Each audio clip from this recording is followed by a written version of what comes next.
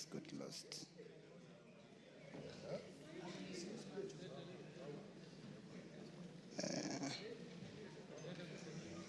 Mashako. Sorry, Honorable Speaker. If you have difficulties with technology, use hard copies. Yes, regarding delivery of original marriage certificates to the Registrar of Marriages in Nairobi.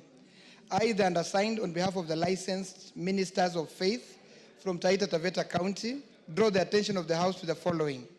1, that Article 45 of the Constitution of Kenya recognizes the family as the natural and fundamental unit of society,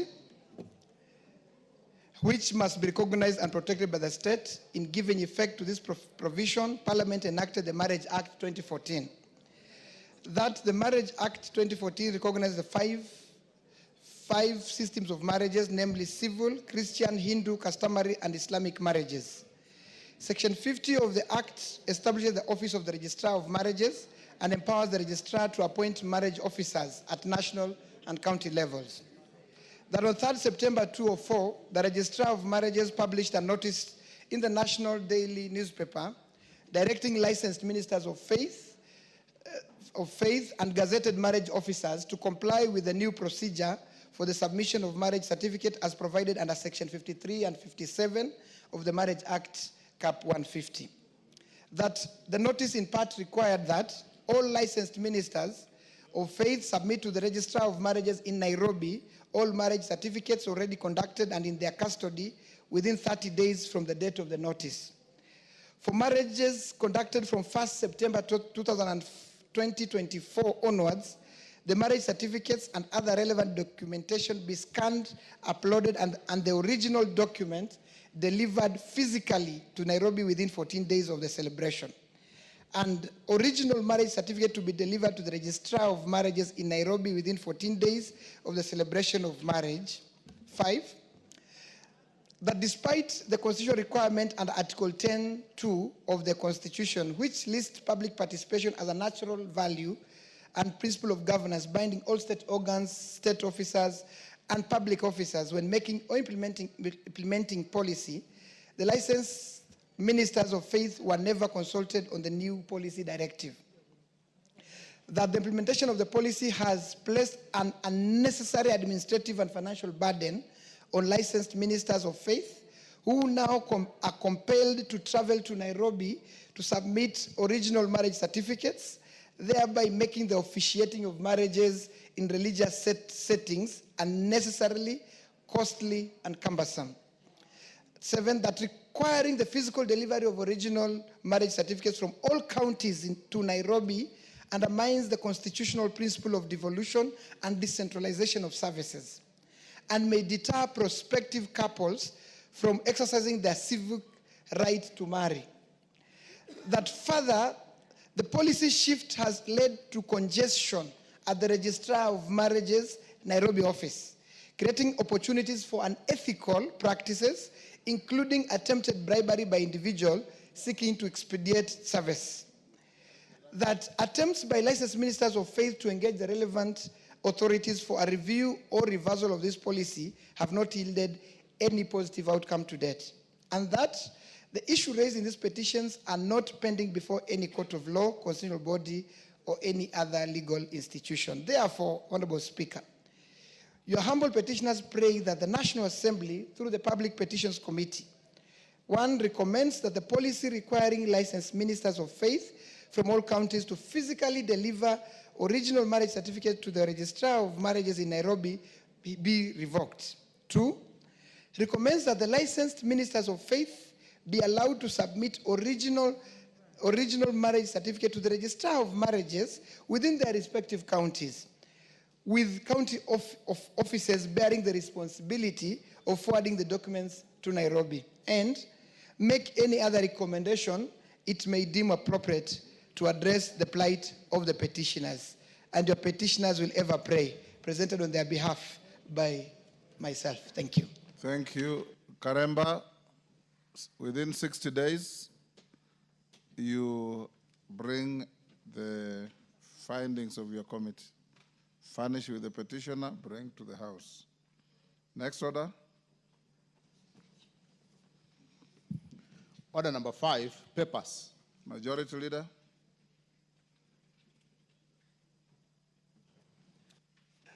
Thank you, Honorable Speaker. Honorable Speaker, I beg to lay the following papers on the table of the House today, Wednesday, October 1st, 2025. Actually, this is the first day of the month of October, Honorable Speaker. So celebrate. The year is ending. Afternoon sitting. Reports of the Auditor General and financial statements for the year ended 30th June 2025, and certificates therein in respect of 1. Kenya Accreditation Service, 2. Central Bank of Kenya, 3. Microfinance Sector Support Credit Project, credit number CKE 300401E and CKE 601001E, the National Treasury, and 4. Coordinate implementation of the Population Policy and ICPD 25 Commitments Project, National Council for Population and Development. I thank you, Honorable Speaker, and I beg to lay. Thank you. Before the next order, allow me, members, to acknowledge in the Speaker's Gallery Gathuthuma Junior School from Kirinyaga, Central Kirinyaga, Kamwiru Junior School from Kirinyaga, Central Kirinyaga, Nandi Students Association from Chesumei, Nandi. In the public gallery, we have Sunrise School from Embakasi Central, Nairobi, and Chulungwa Comprehensive School from Mwingi Central, Kitui. On my behalf and on behalf of the House, we welcome the students, their teachers, and those accompanying them to the House. I've been asked by Honorable Mulyungi, 1 minute. You can welcome your students and the rest of the students on our behalf. Thank you, Mr. Speaker. Mr. Speaker, I want to add my voice to welcome all the students who are here in this House to Parliament. Further, Mr. Speaker, I want to welcome my own school, Kilungwa Primary School, in my constituency, Mwingi Central constituency. Mr. Speaker, I want to encourage the students who are here to aspire to one day sit in this House and in future serve in very senior positions in this country. I wish you journey mercies as you go back home and pass our regards to your parents. Thank you. Gitari, 1 minute. Give Honorable Gitari the mic.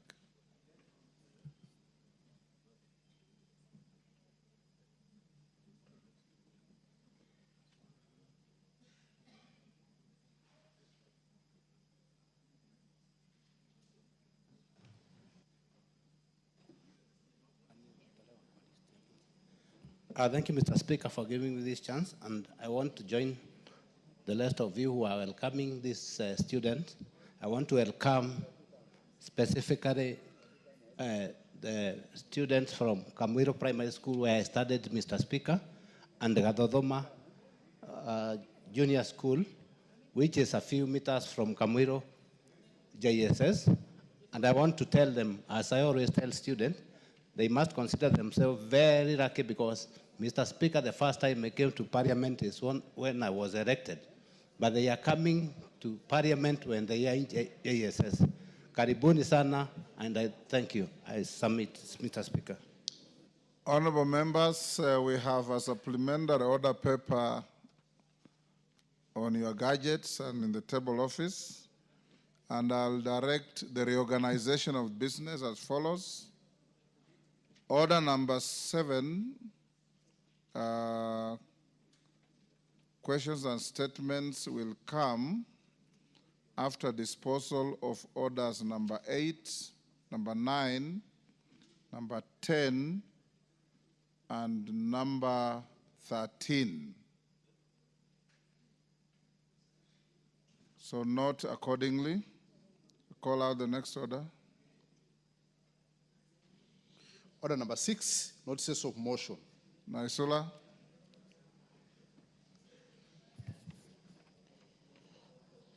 Honorable Speaker, pursuant to Standing Order 33-1, I seek leave for the adjournment of the House for purposes of discussing a definite matter of urgent national importance regarding the alarming rise in cases of femicide and gender-based violence in the country. Honorable Speaker, in the recent months, there has been a disturbing surge in brutal killings and abuse of women and children. This worrying trend has been evidenced by several horrific incidences across the country. For example, in September 2025, a young woman in Narok County was abducted and assaulted by her relatives for allegedly going against the wishes of the family in relation to her choice of marriage partner. Similarly, in July 2025, a 16-year-old secondary school student in Kakamega County was defiled by her teacher, highlighting the vulnerability of children within learning institutions. Alarmingly, cases of children being killed by close relatives have also been reported in the recent past. For instance, an 11-year-old child from Bomet County was killed by his father following a domestic disagreement, while in Tana River, 4 children were allegedly buried alive by their father as a form of punishment. Honorable Speaker, despite widespread advocacy against these heinous acts, the justice system, including the judiciary, the National Police Service, and the Office of the Director of Public Prosecution, has failed in protecting victims and ensuring accountability. Specifically, there have been reports on mishandling of evidence on victims of gender-based violence, which has contributed to a culture of impunity where perpetrators act without fear of repercussions. There is therefore need for concerted efforts by all stakeholders, including the relevant government agencies, non-governmental organizations, and the civil society in supporting victims and raise awareness. Additionally, there is need to safeguard the right to education for children endangered by child marriages, which is a violation of human rights. Regrettably, the Directorate of Children's Services is yet to establish offices in all constituencies, resulting in delays in monitoring incidences and safeguarding children from all forms of exploitation.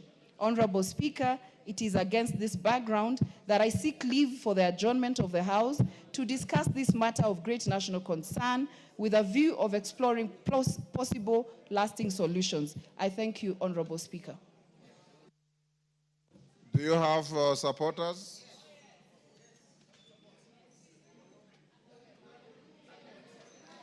Thank you. You may take your seats. The support is overwhelming. And Naisula, I'll allocate you to move your motion at 6 or after order number 14, whichever comes earlier. If order number 14 is disposed of at 5, you'll be on standby to move your motion. But at 6, the House will curtail business to give you an opportunity, and the motion will be debated for 1 hour. Next. Order number 8, motion. Consideration of the 5th report on examination of financial statements of selected state corporations. Question to be put. Members on their feet, take your seats.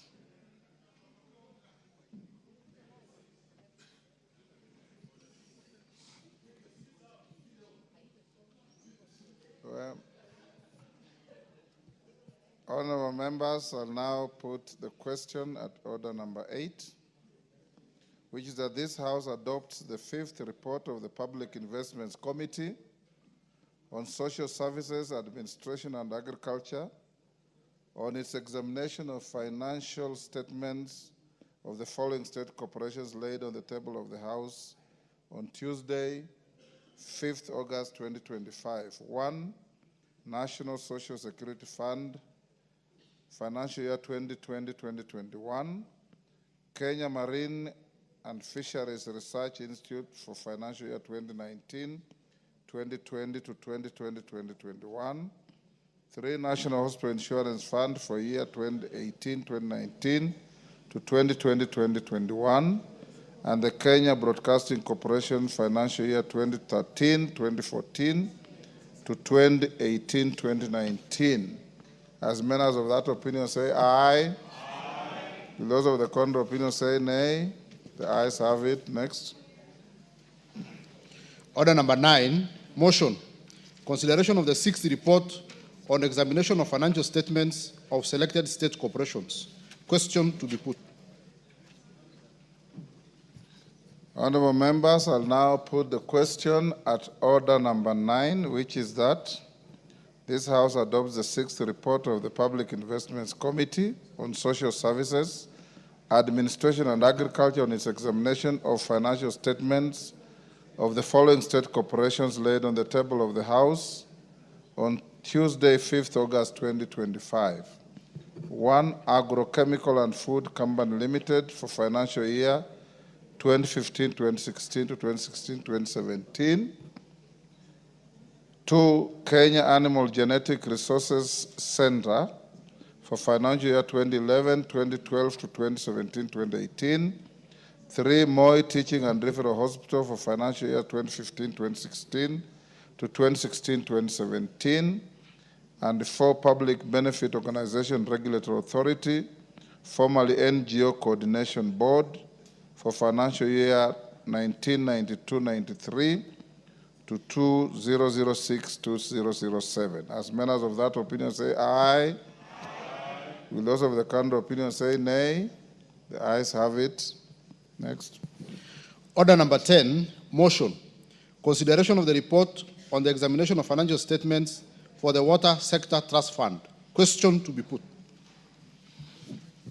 Honorable members, I'll now put the question at order number 10, which is that this House adopts the report of the Special Funds Accounts Committee on its consideration of the audited accounts for the Water Sector Trust Fund for the financial years 2018-2019 to 2022-2023, laid on the table of the House on Tuesday, 29th July 2025. As members of that opinion say aye. Aye. Will those of the contrary opinion say nay? The ayes have it. Honorable Shuria and your colleague, you are disorderly. Next. Order number 13, motion. Consideration of the session of paper number 2 of 2025 on the privatization of Kenya Pipeline Company, resumption of debate.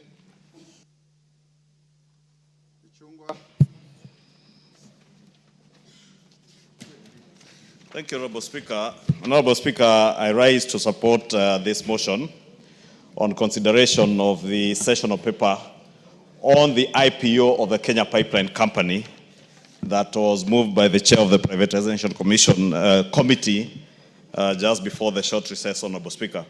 Honorable Speaker, a lot had been said of this proposed privatization, and what we would consider is not the privatization process per se, but the sessional paper that proposes to privatize through an initial public offering of the Kenya Pipeline Company. And indeed, as I was said by the chair and the second of this motion, Honorable Gikaria, Kenya Pipeline remains a very critical and strategic investment by the Kenyan people over the years. Honorable Speaker, just like we have done with other critical and strategic investments over the past years, and case in point being KenGen, KPLC, KCB, Safaricom, we have enhanced corporate governance in state corporations by privatizing them through initial public offerings.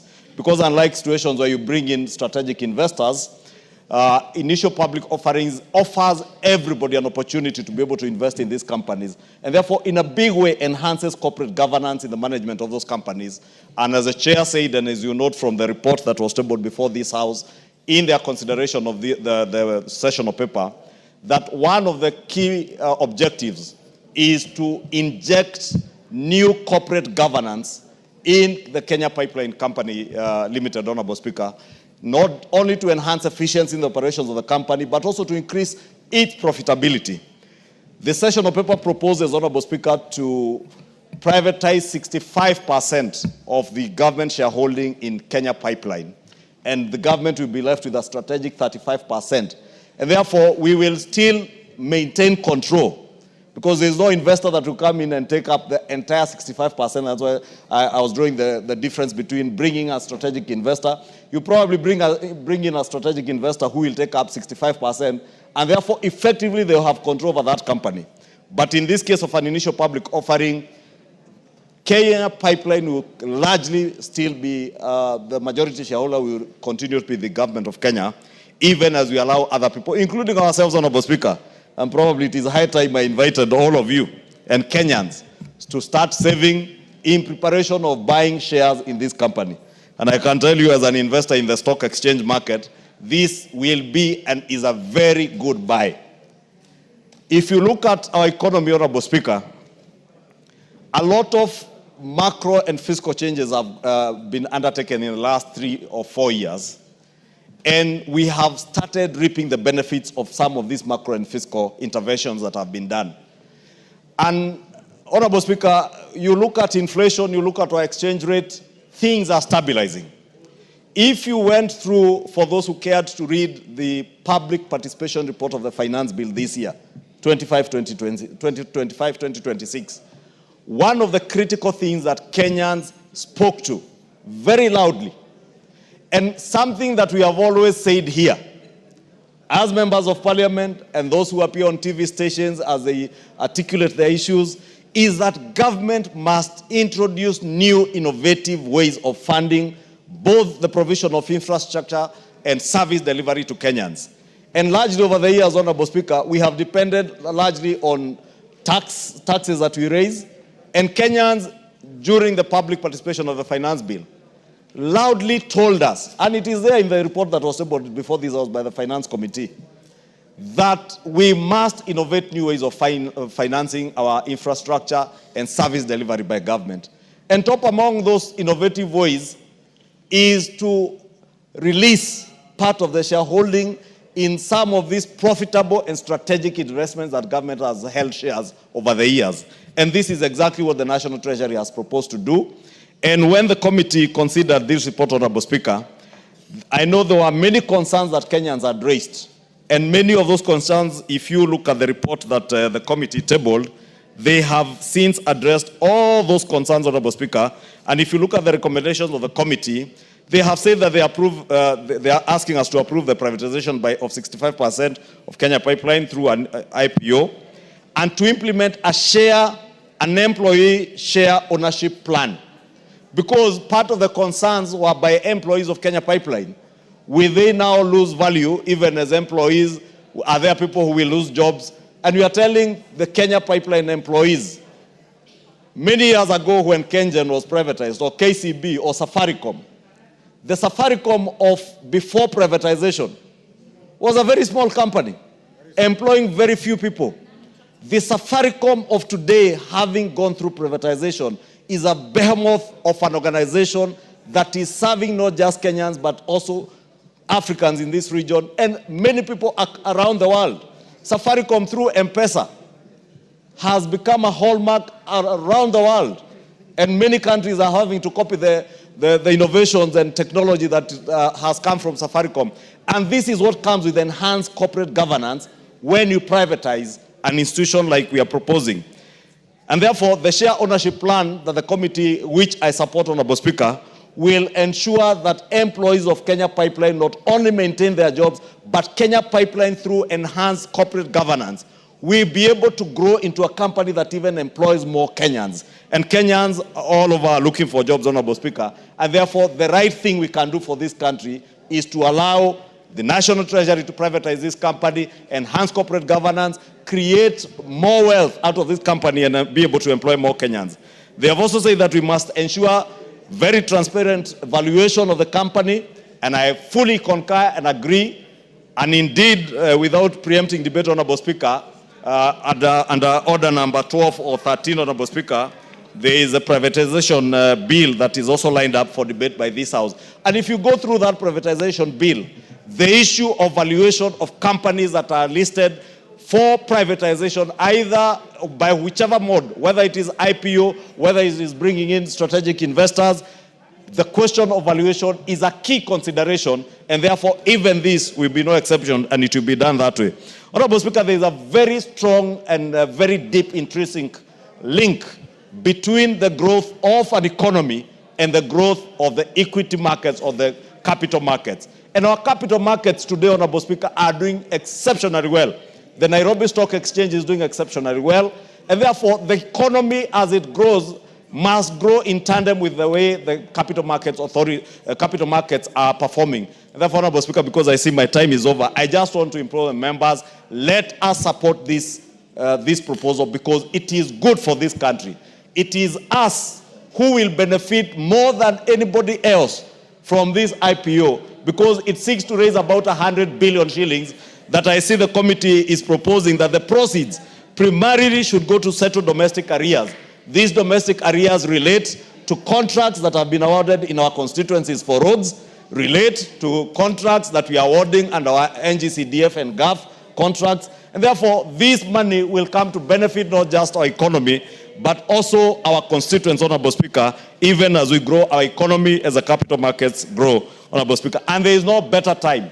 There is no better time to invest in the capital markets than now. Listen to me. There is no better time to invest in the capital markets than now. If you have a shilling that you can save and wait when this IPO goes and buy these shares. And you will live to remember my advice today, Honorable Speaker, because I have a colleague here who I advised to buy some shares of a bank a few months ago, and they told me you are wasting your money. And now, as I smile all the way to the bank, they are always on my door asking me for for something. Therefore, please, nobody should come asking anybody for anything. If you have money to save and invest in this IPO. This IPO will be the best welfare you can bequeath to your children and the people of Kenya. With that, Honorable Speaker, I beg to support and ask all of you to indeed support this session of paper to allow us to be able to progress and move on and even be able to raise money for the budget process. The budget that we passed here that factored in these 100 billion shillings, and I project this money will be more than 100 billion. In my own estimation, I can foresee a figure of 150 to 200 billion. What better reward can we give to the Kenyan people than raise 150 to 200 billion for them over Christmas? Thank you, Honorable Speaker. I beg to support. Thank you, Majority Leader, for those very clear contributions. Honorable members, allow me to welcome a group of students who are on a visit of the House of Parliament. They are seated at the Speaker's Gallery. This is Metkei Girls High School from Keio, South Elgeyo Marakwet County. This is a group of 6 top performing students from that school and from that county. They are indeed welcome to the House of Parliament to observe the proceedings during their learning tour. The Honorable Benjamin Lagat,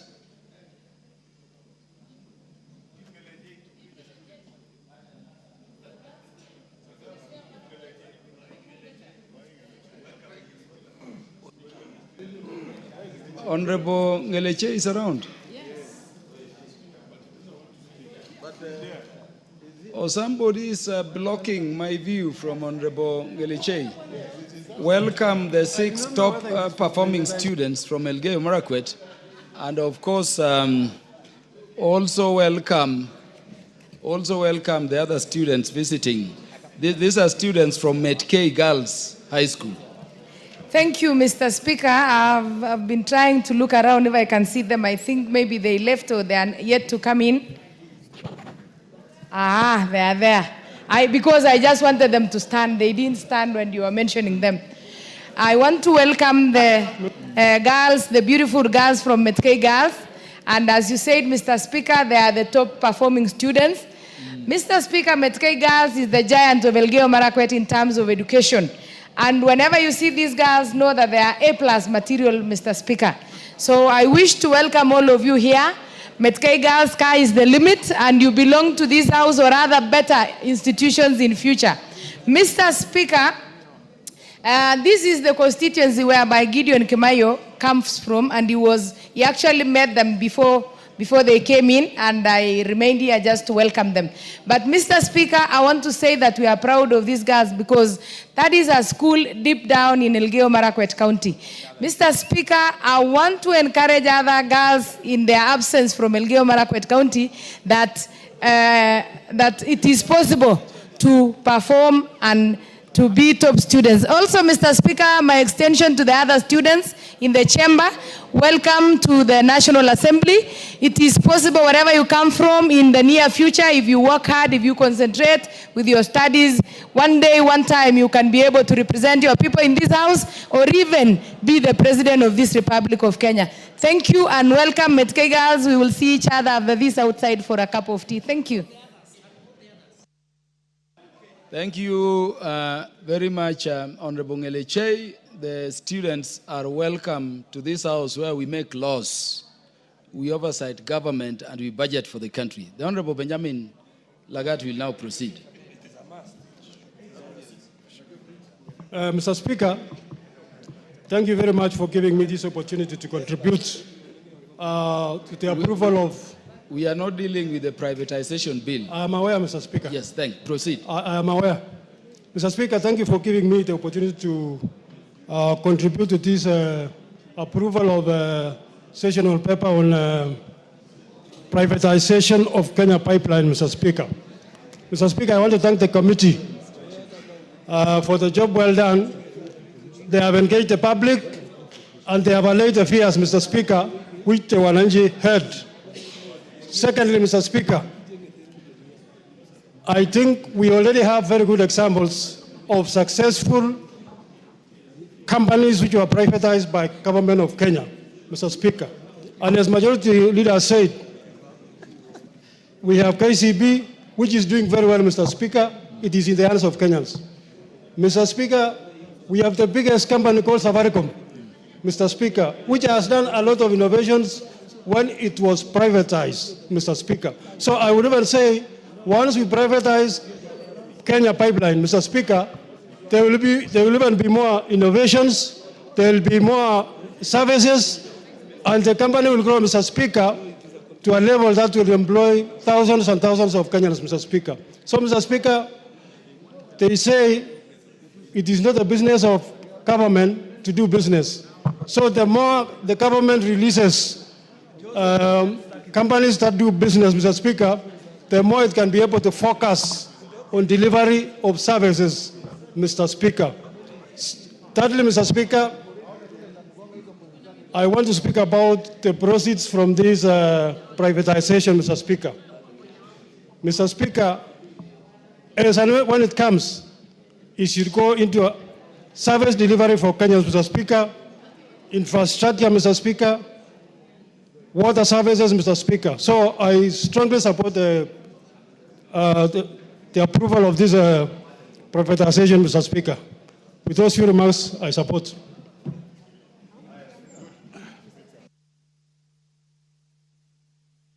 The Honorable CPA Julius Ruto. Thank you so much, Mr. Speaker. I want to rise to support this particular motion on discussion of privatization of Kenya Pipeline. And speaking from the point of my professional understanding and undertaking, Mr. Speaker, governments of the day, like any other persons who can own assets in his own capacity, has got a right at any given time to exercise his own assets and property. Most of these government assets that we have in Kenya were placed there or were established using taxpayers' money. Of course, it has been serving the purpose and the intended purpose it was meant for. Some of them was to provide services or to compete the private sector in the sense that the citizens would be able to derive services and supply of goods in a reasonable, favorable price. Some of them were established for regulatory purpose, and some of them were established for the purpose of ensuring that the critical services that cannot be provided elsewhere could still be provided for. What is being discussed here is very fundamental because, Mr. Speaker, as we talk now as a country, Kenya as a sovereign, we have a responsibility to manage our fiscal space. It is from that fiscal responsibility or framework, Mr. Speaker, that the country is planned, the country is developed. The country expenditure is able to be measured, to be forecasted, and to be predicted. Where we are now, looking at the level of debt liability, debt services that we have to service. If you look at our budget structure, Mr. Speaker, one of the components that is critical there is the consolidated fund service, where at the moment we are doing more than $1 trillion. It's almost 1.2 trillion. These are the money that are given first charge whenever the budget is being expended. Whether we collect nothing or whatever we collect, when you sit down as a CS or a cabinet secretary to plan the expenditure, the law mandates or commands that the first charge will be to dispense the liability on the debt. What we are talking about now, Mr. Speaker, what we are discussing now in this particular scenario is a way that we want to relieve our fiscal framework that is choked, that has been stressed, that has been oppressed, allow me to use that word, because of the obligations that are maturing day in, day out. These are most of the debts that were taken way back. Development of it has already been dispensed upon. Whether they are still alive or they have died, they have already been dispensed upon. But since it is important and it's an obligation, it is imminent for any government to deduce and to look for resources to discharge that liability. So this government has that responsibility. When now it comes to a point of looking for resources, we've borrowed enough. We even struggle to borrow. Sometimes we struggle even to meet some unnecessary conditions to get the space to borrow, because we cannot raise our taxes looking at the way our economy is. And whenever we want to raise, looking from the VAT, looking from the income tax, it's only on timely basis or periodical basis that we're able to cover part of our budget. So what is available now is either you borrow. And if you don't borrow, what do you have? Dispose what you have to relieve yourself, have something to spend. Like any farmer who rears cattle, I'm sure there are nomads here, there are cattle keepers here, like Makelap and the rest. So when it gets to a point you want to pay your school fees, who denies you to sell your cow to pay the school fees for your child? It is value for your child to go to school, and it is your responsibility. And the resources you have is your cows. So this government has got an agenda to do. It wants to pay off some debts. It wants to develop the country, and the asset it has within its disposal, he has a right to exercise them to generate the revenue. Number two, Mr. Speaker, there is something we cannot ignore. The aspect of transparency and inclusivity. Remember, this constitution has provided a mechanism for Kenyans to participate. And in this case, we want to allow Kenyans to own these primary and these prime companies. Look at the companies which went privatization, like Kenya Commercial Bank. Before that one, it was struggling. Today, as we talk, it is one of the multinational companies. You go to Tanzania, you go to Uganda, you get KCB, you go to South Sudan, you get Kenya Commercial Bank. Why? Because it was allowed to be managed and run in a private, in an entrepreneurial concept, other than in a public concept, which sometimes need not to be profit-making, but at times it is service, and it's defeated by the politics of the day. When it is privatized, the profitability aspect drives the agenda of the company, and it expands. Since my time is short, I want to support this agenda and say it is time for us, and I'm ready to buy shares. I'm really ready, like yesterday, to dispose what I have to acquire these shares. I'm very sure Kenya Pipeline will rise, and that share price will increase, and that is the wealth for me and for young people like us that we are coming up. Thank you so much, and I support. The Majority Whip, the Honorable Silvanus Osoro. Thank you very much, Honorable Speaker. Honorable Speaker, I also want to vehemently support this session of paper and congratulate the committee for a job well done. Honorable Speaker, much has been said about investment and matters to do with the stock exchange, Honorable Speaker. And I must, even as I speak and contribute, Honorable Speaker, I must really say that I am a living testimony of what such line of investment can do. Honorable Speaker, I was going through the statement sent by my stockbroker just yesterday, Honorable Speaker, and I must say that I was so impressed.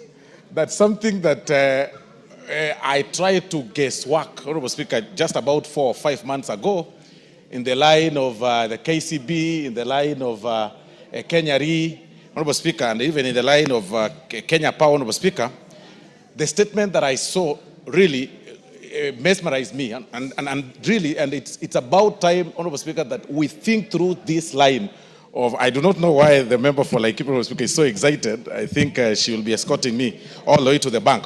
But all said and done, Honorable Speaker, there's different channels that government must raise funds. And one of it, Honorable Speaker, is to offer an opportunity for the masses to walk alongside with them, Honorable Speaker. They say that if you want to go fast, walk alone. But if you want to go far, walk with people.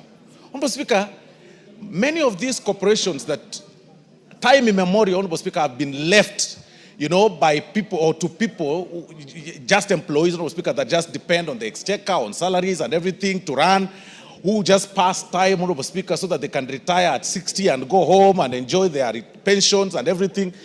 That is the reason why, Honorable Speaker, most of these private public corporations are not progressing. And look at this session of paper, Honorable Speaker. What it is advising, Honorable Speaker, is that you offer Kenyans an opportunity, just like it was offered, Honorable Speaker, back in 2009. You remember, Honorable Speaker, about 2009 when Kenyans queued, along Nation Center, Honorable Speaker, to buy or to purchase, Honorable Speaker, the Safaricom shares, then were about 5 shillings. Kenyans were all over saying, we want to partake this monster, Honorable Speaker. And it became humongous over time, Honorable Speaker, when people really invested in it. So it's about time that Kenyans take some of these proposals positively. And even the members that are watching us here, Honorable Speaker, because sometimes people, you hear people say, so-and-so owns shares from this particular company, it becomes the biggest shareholder, so-and-so has invested this. Honorable Speaker, it is a gradual growth that you have been offered an opportunity. Today, the share goes at 3 shillings, for example, if it is Kenya Re. Tomorrow you get it, Honorable Speaker, appreciating it to 11 shillings. The next day you find it appreciating to 25 shillings. All that, number one, helps grow your financial strength and also helps raise money for the government or for that state corporation. And it will never fall because there are so many eyes, Honorable Speaker, that are watching. And that is why it is about time that Kenyans embrace this kind of line, number one, of investment, and number two, of raising capital for the state corporations, Honorable Speaker. I do not know why, actually, we're even belaboring the point. We should all support this session of paper. We support this privatization. We support this opportunity to invest so that we can all move together as a country and help the country and help ourselves to grow. Honorable Speaker, I invite the Honorable Jane Kagiri to help me, to move with me so that we can smile all the way to the bank out of the statement that I got from my stockbroker yesterday, Honorable Speaker, in regards to the opportunity that I got about 5 months ago. Thank you very much, Honorable Speaker. The Honorable Owen Bayer, who is the Deputy Majority Leader. Thank you, Honorable Speaker. Honorable Speaker, during the Kibaki years, the early Kibaki years, when the issue of IPOs started hitting this country, that's when proper economic growth, Honorable Speaker, started. The IPO for KCB, the IPO for Safaricom, the IPO for KJ, and many IPOs, Honorable Speaker, came in. And Honorable Speaker, I want to tell this House that this country raised a lot of money. There were very many IPOs that were actually oversubscribed. And people wondered where this money came from. But Honorable Speaker, it is this money that watered the economic growth that started during that time of Kibaki, Honorable Speaker. Having an IPO like this, the initial public offer of Kenya Pipeline, Honorable Speaker, is a good thing for this country. Mr. Speaker, while I appreciate my leader, the leader of majority, he has to consult, but you can ask him to allow his deputy order to speak to the nation. The members who are consulting by the bar, please take your seats. Yes, thank you. So, Honorable Speaker, for this country to move forward, we have to offload these many corporations that are taking a lot of our money from the taxpayers. And, Honorable Speaker, they are producing very little. And therefore, it is very important that we start the privatization process. And the best place to start, Honorable Speaker, is this pipeline, Honorable Speaker. Mr. Speaker, we have for many years said that we are raiding people's payslips. We are raising taxes. They are very high in this country, Honorable Speaker. But, Honorable Speaker, we have to find innovative way of raising capital and of raising resources to build this country certain infrastructure that we must have. And one of the ways, Honorable Speaker, is the IPO. And looking at the amount of money, Honorable Speaker, that we are trying to raise for this IPO, Honorable Speaker, it is time that we allow this government to offload some shares out of Kenya Pipeline, Honorable Speaker, and therefore we use that money to ensure that we develop some of the things that we must have, Honorable Speaker. Honorable Speaker, the proposal seeks to privatize up to 65% of the government's shareholding in KPC via an IPO, with government retaining at least 35%. And I think that is fair, Honorable Speaker. Government will still hold KPC. They'll still have 35% share. Probably, Honorable Speaker, government will still be the highest shareholder within, and therefore we are not losing KPC, Honorable Speaker. Mr. Speaker, like the Leader of Majority said, we budgeted for 100 billion shillings in the budget. If we do not raise this money, Honorable, we shall have a gap of 100 billion shillings, Honorable Speaker. And yet, our own asset, just like you, Honorable Speaker, when you have issues, in my language, we have a saying, Mutu wakolwa ni chakwe. Mutu wakolwa ni chakwe. Meaning that which you have is which will save you at a time of need. That's what it means, Honorable Speaker. Government, yes. Now, he's telling me, the leader, that in his language, he says, mtu hushika mbuzi yake. Government has KPC, Honorable Speaker. It is this KPC, Honorable Speaker, that government must hold on at a time like this to raise funds, to raise capital, to raise resources, to take care of the many needs that we need. Honorable Speaker, you go out there, the Coast region, for example, does not have a level 6 hospital. A level 6 hospital. Where will we get money in bulk to build a level 6 hospital? This is the entire coast. The entire coast does not have a level 6 hospital that goes up to Northeastern. You understand, Honorable Speaker? Now, where will we get money to do this? Honorable Speaker, we need roads.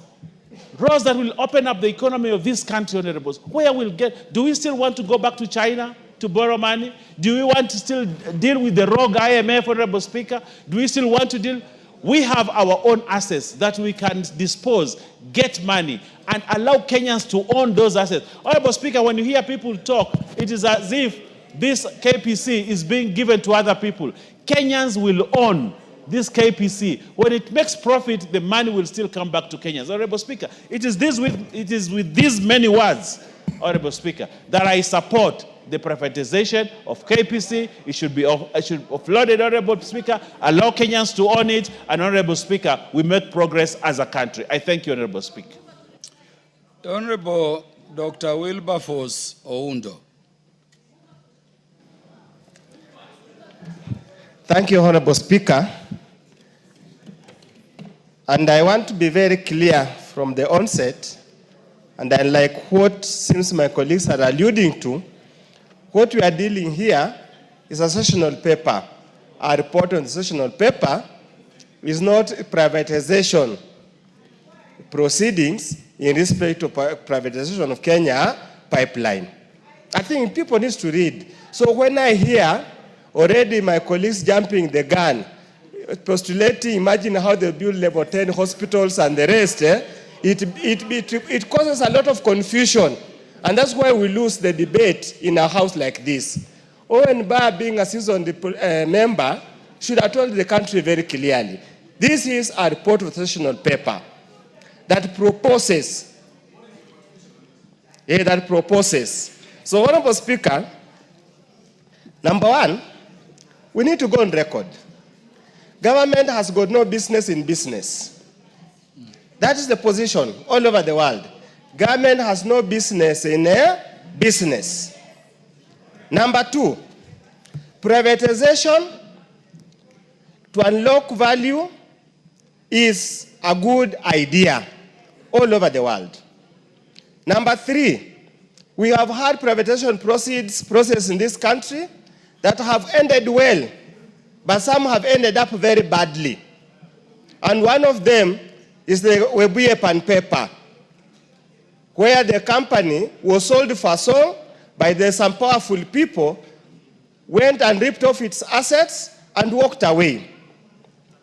We have even a case of KCC that was sold, and it took the intervention of President Mwai Kibaki to buy it back. Honorable Speaker, another classical case of failure is being authored here today. Another classical case of plunder and theft is being authored here today. Honorable Speaker, In policy number 7, we are told there are some amorphous people who claim money out of Kenya Pipeline. We have not been told who are they, how it occurred, and what remedy was taken to punish those who oversaw the plan of these resources. You are told they're spending lawsuits amounting to 5.7 billion. Your guess is good as mine. Who are the claimants? Who are the lawyers? And who are the brokers in this matter? And who are the judges going to be bribed so that they can pass judgment early enough so that when the billions come, their first charge, they are paid. Honorable Speaker, secondly, we are being told the Zakem case. All of us who have been here know the Zakem case. They know who authored the Zakem scandal. They are walking scot-free in this country. None of them has ever been brought to book. We are selling, stripping public assets to pay crooks who are already in bed by people who are in government at the moment. Honorable Speaker, we are told the number D, potential of loss of public funds amounting to 192 billion. Yet whoever perpetuated this, we have not been told where they are. Honorable Speaker, to sell an asset, to pay pending bills, which have not even been verified, which have been accumulated deliberately, is foolhardy. For how long will you keep on selling assets to pay pending bills and loans we accumulate every day to do non-productive activities? Honorable Speaker, and then the fear, the monopoly and the oligopoly that will come into this. Honorable Speaker, the principle might be good, but the foundation, the principles, the grounds for this privatization is all crooked process, Honorable Speaker. All crooked, all skewed to benefit a few people and leave the Kenyan people poorer than they were. And unfortunately, I stand to oppose. The rest can do whatever they want. I just want to go on record that it has been known there has been a sober voice who stood for the people of Kenya. Thank you. As the Honorable Dr. James Nyikal. No, there is also ethnic and regional balance in Parliament. Let Honorable Nyikal speak. Thank you. Thank you, Mr. Speaker. I support this with extreme caution. The principle of selling assets and making them private so that they are run in a private way and not by government is good. However, in our circumstances, if you look at a summary of the sessional paper that is put, that actually attached to the order, to the supplementary order paper, the whole thing is actually going to rely on what the Commission of Privatization does. There are a lot of questions that has been put what it should do. If you take number 7 that Honorable Ondo has been talking about, if the Privatization Commission does not actually clearly say what he said in part 7, the pending bills, some of them are actually lawsuits. So we may actually be getting money to pay lawyers and we do not know what these lawyers were defending. Some of them are in what is involved in this Zakem. We are not quite clear what really happened in those Zakem lawsuits. And if you look at what this summary says in 3, is that actually this is a strategic company.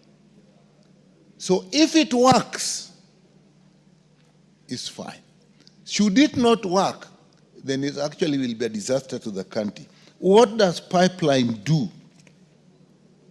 It is actually the transportation and the storage of oil. Oil is what the country actually runs on. In our transport system, if oil is not handled well, you are done. Whether you are transporting people, whether you are transporting goods. The next is industry. If if we don't manage this issue well, and the transportation, the storage oil goes wrong, all our industries will literally collapse. So another one is actually power. We still generate a lot of power using oil. So we are actually talking of the privatization of literally what we live on. And the whole thing is actually in the hands of the Privatization Commission. That is what this parliament is doing today, handing it what I will call the welfare of the country into the Privatization Commission. I don't see what we have put in place to actually protect us. So we'll believe that the commission that we have put in place will actually look after us. If it doesn't, we are in trouble. We have had problems before. Look at the Kenya Railways. Actually, maybe some of this is advice from maybe the World Bank and so on. We were advised to liquidate the properties of the Kenya Railways so that we could actually resuscitate it. It has taken years and years. It is now that we are trying. Some of us may not even realize that at one point, the Kenya Railways owned more property in this country than even the government itself. So I support this, but there's caution that we have to really look at it very carefully, what the commission does.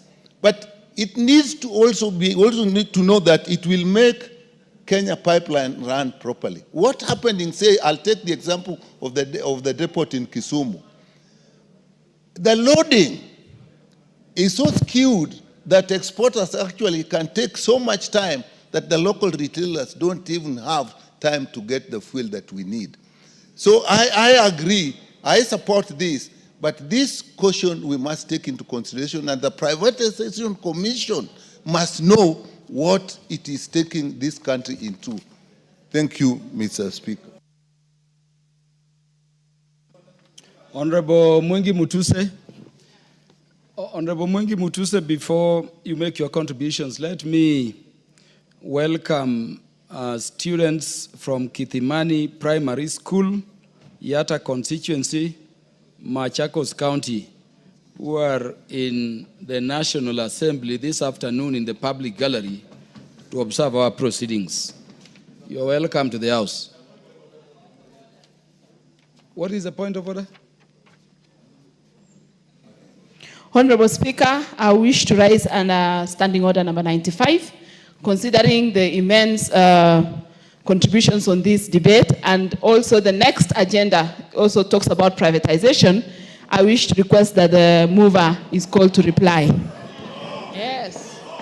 I will order, honorable members. I'm the one presiding over the House. I'm the one presiding over the House. Honorable Mwengi Mutuse will make his contribution, and at the end of his contribution, I'll put a question for a House decision on what has been raised by Honorable Marianne Keitany, because that is what our standing order say. Yes, Honorable Mwengi Mutuse, proceed. Thank you, Mr. Speaker. And if we may be heard in silence. Mr. Speaker, before I make my few points, allow me to disabuse some of the notions that have been put across by some of the colleagues that I respect a lot who have spoken before me. The very respected member, Dr. Aundo, seems to sensationalize this issue just because there has been cases in the past that have failed. And those sensationalism seems to stem from generalizations that are not particularly supported by the facts of the proposed privatization. Dr. Nyikao, also a very respected colleague, with the caution to urge that you cannot also drive anticipating an accident. Mr. Speaker, as I say so, Privatization is not a new phenomenon. It is not an invention of the broad-based government. It is not an invention of William Ruto. It began in 1992. And we have statutes, the Privatization Act, that speak to this, that have been legislated upon by this parliament. And like has been said before us, there are many cases of successful privatizations.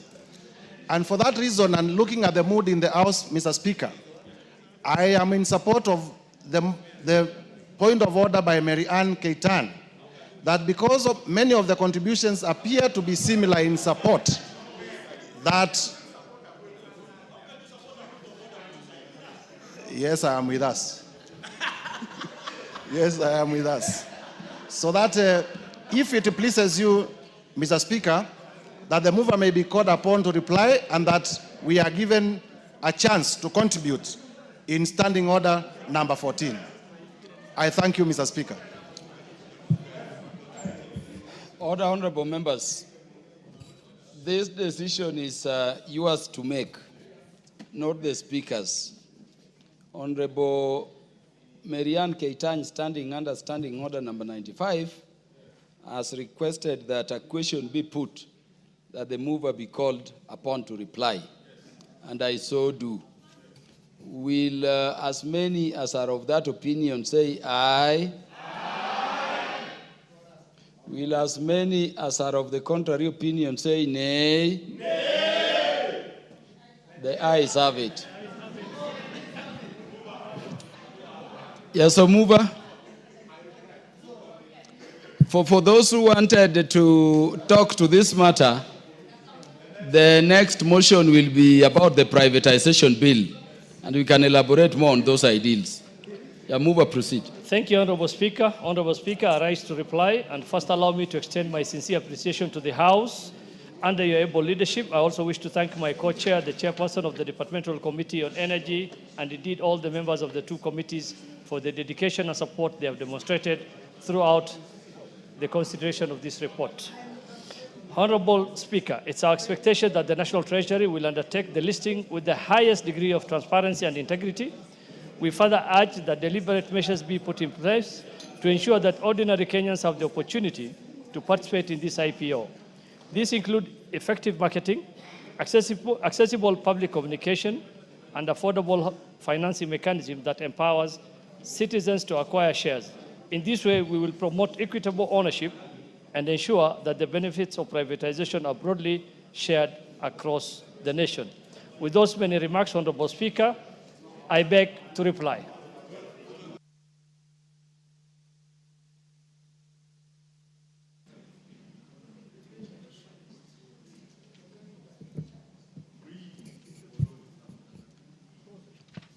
Let those who need to take their seats do so.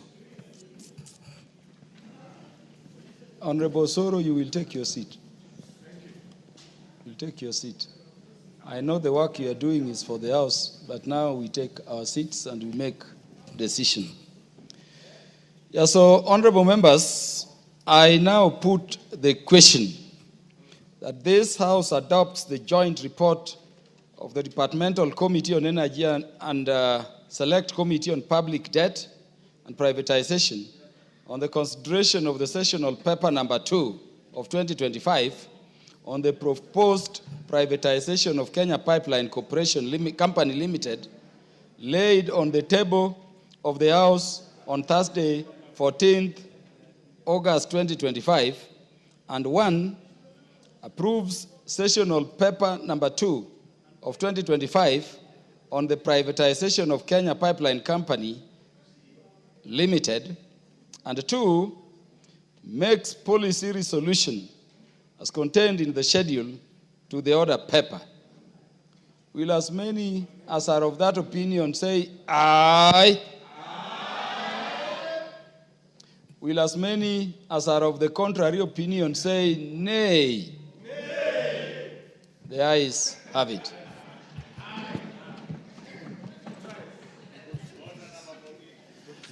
So would the majority leader approach the speaker?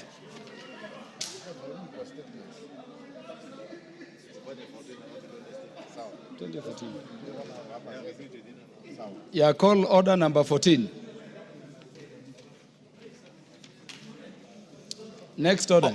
Order number 14, the Privatization Bill, National Assembly Bill number 36 of 2025, second reading. Mover. The leader of the majority party. Thank you, Honorable Speaker. Honorable Speaker, I beg to move that the Privatization Bill, National Assembly Bill number 36 of 2025 be now read a second time. Honorable Speaker, by way of introduction, it's important to note that this is a very critical legislation or legislative initiative that presents a very conscious recalibration of our approach as a nation to the privatization of state-owned enterprises. Honorable Speaker, as you correctly alluded to, even the order that we have just concluded on order number 13, those who have not had the opportunity to contribute under this bill is also an opportunity to say what we may have to say about the privatization of state-owned enterprises.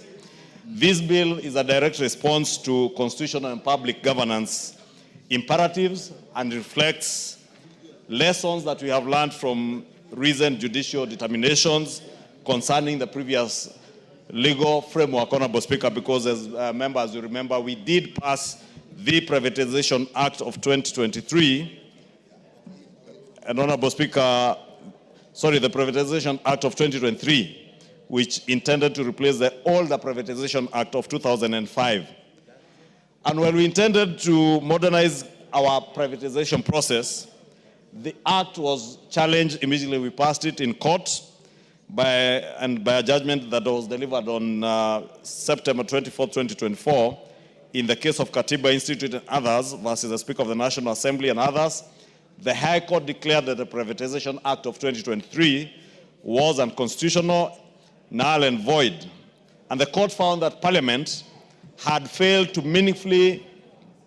conduct meaningful public participation and had undermined constitutional values of transparency, separation of powers, and legislative oversight, especially regarding sensitive decisions to divest state assets without parliamentary approval. And therefore, the decision restored the legal environment to the status quo that was there, therefore reverting to the 2005 Act. And this bill, therefore, Honorable Speaker, seeks to address the issues that were raised by the court. And indeed, I must take this opportunity to thank the chair of the Privatization Committee, the Honorable Shurie, and his committee for the very meticulous work that they put in to ensure that they addressed each and every of the issues that were raised by the court, and especially around the issue of public participation. And this bill has been drafted in a way that it bridges all those gaps that were identified and lays a very good foundation for a constitutionally grounded privatization framework for the country to move us forward. It once again establishes the Privatization Authority, as was there in the 2023 Act, as a professional and independent body tasked with advising the government on privatization matters, and also preparing proposals for privatization and overseeing the implementation of such privatization processes. Unlike its predecessor, or the Bill of 2023, this bill enshrines robust parliamentary and public participation safeguards, restoring the National Assembly's oversight role, and reinstates the requirement for parliamentary approval, not merely executive notification, before any privatization process can proceed. Honorable Speaker, that is very critical, because one of the issues that the court, many Kenyans raised, and even those who went to court, was on the question of public participation, which I have said was adequately addressed in the processing of this bill, and also the issues that have been raised in terms of the separation of powers between the executive and the legislature, and especially the question of removing the oversight role of Parliament in terms of privatization matters. And therefore, this bill is restoring those powers to the National Assembly, that any privatization process in this country will not be a mere notification to the National Assembly of the privatization program by the executive, but they must seek approval from Parliament, and therefore it is only Parliament that can approve privatization processes, because as was said even in the previous proposal, Honorable Speaker, under order number 13,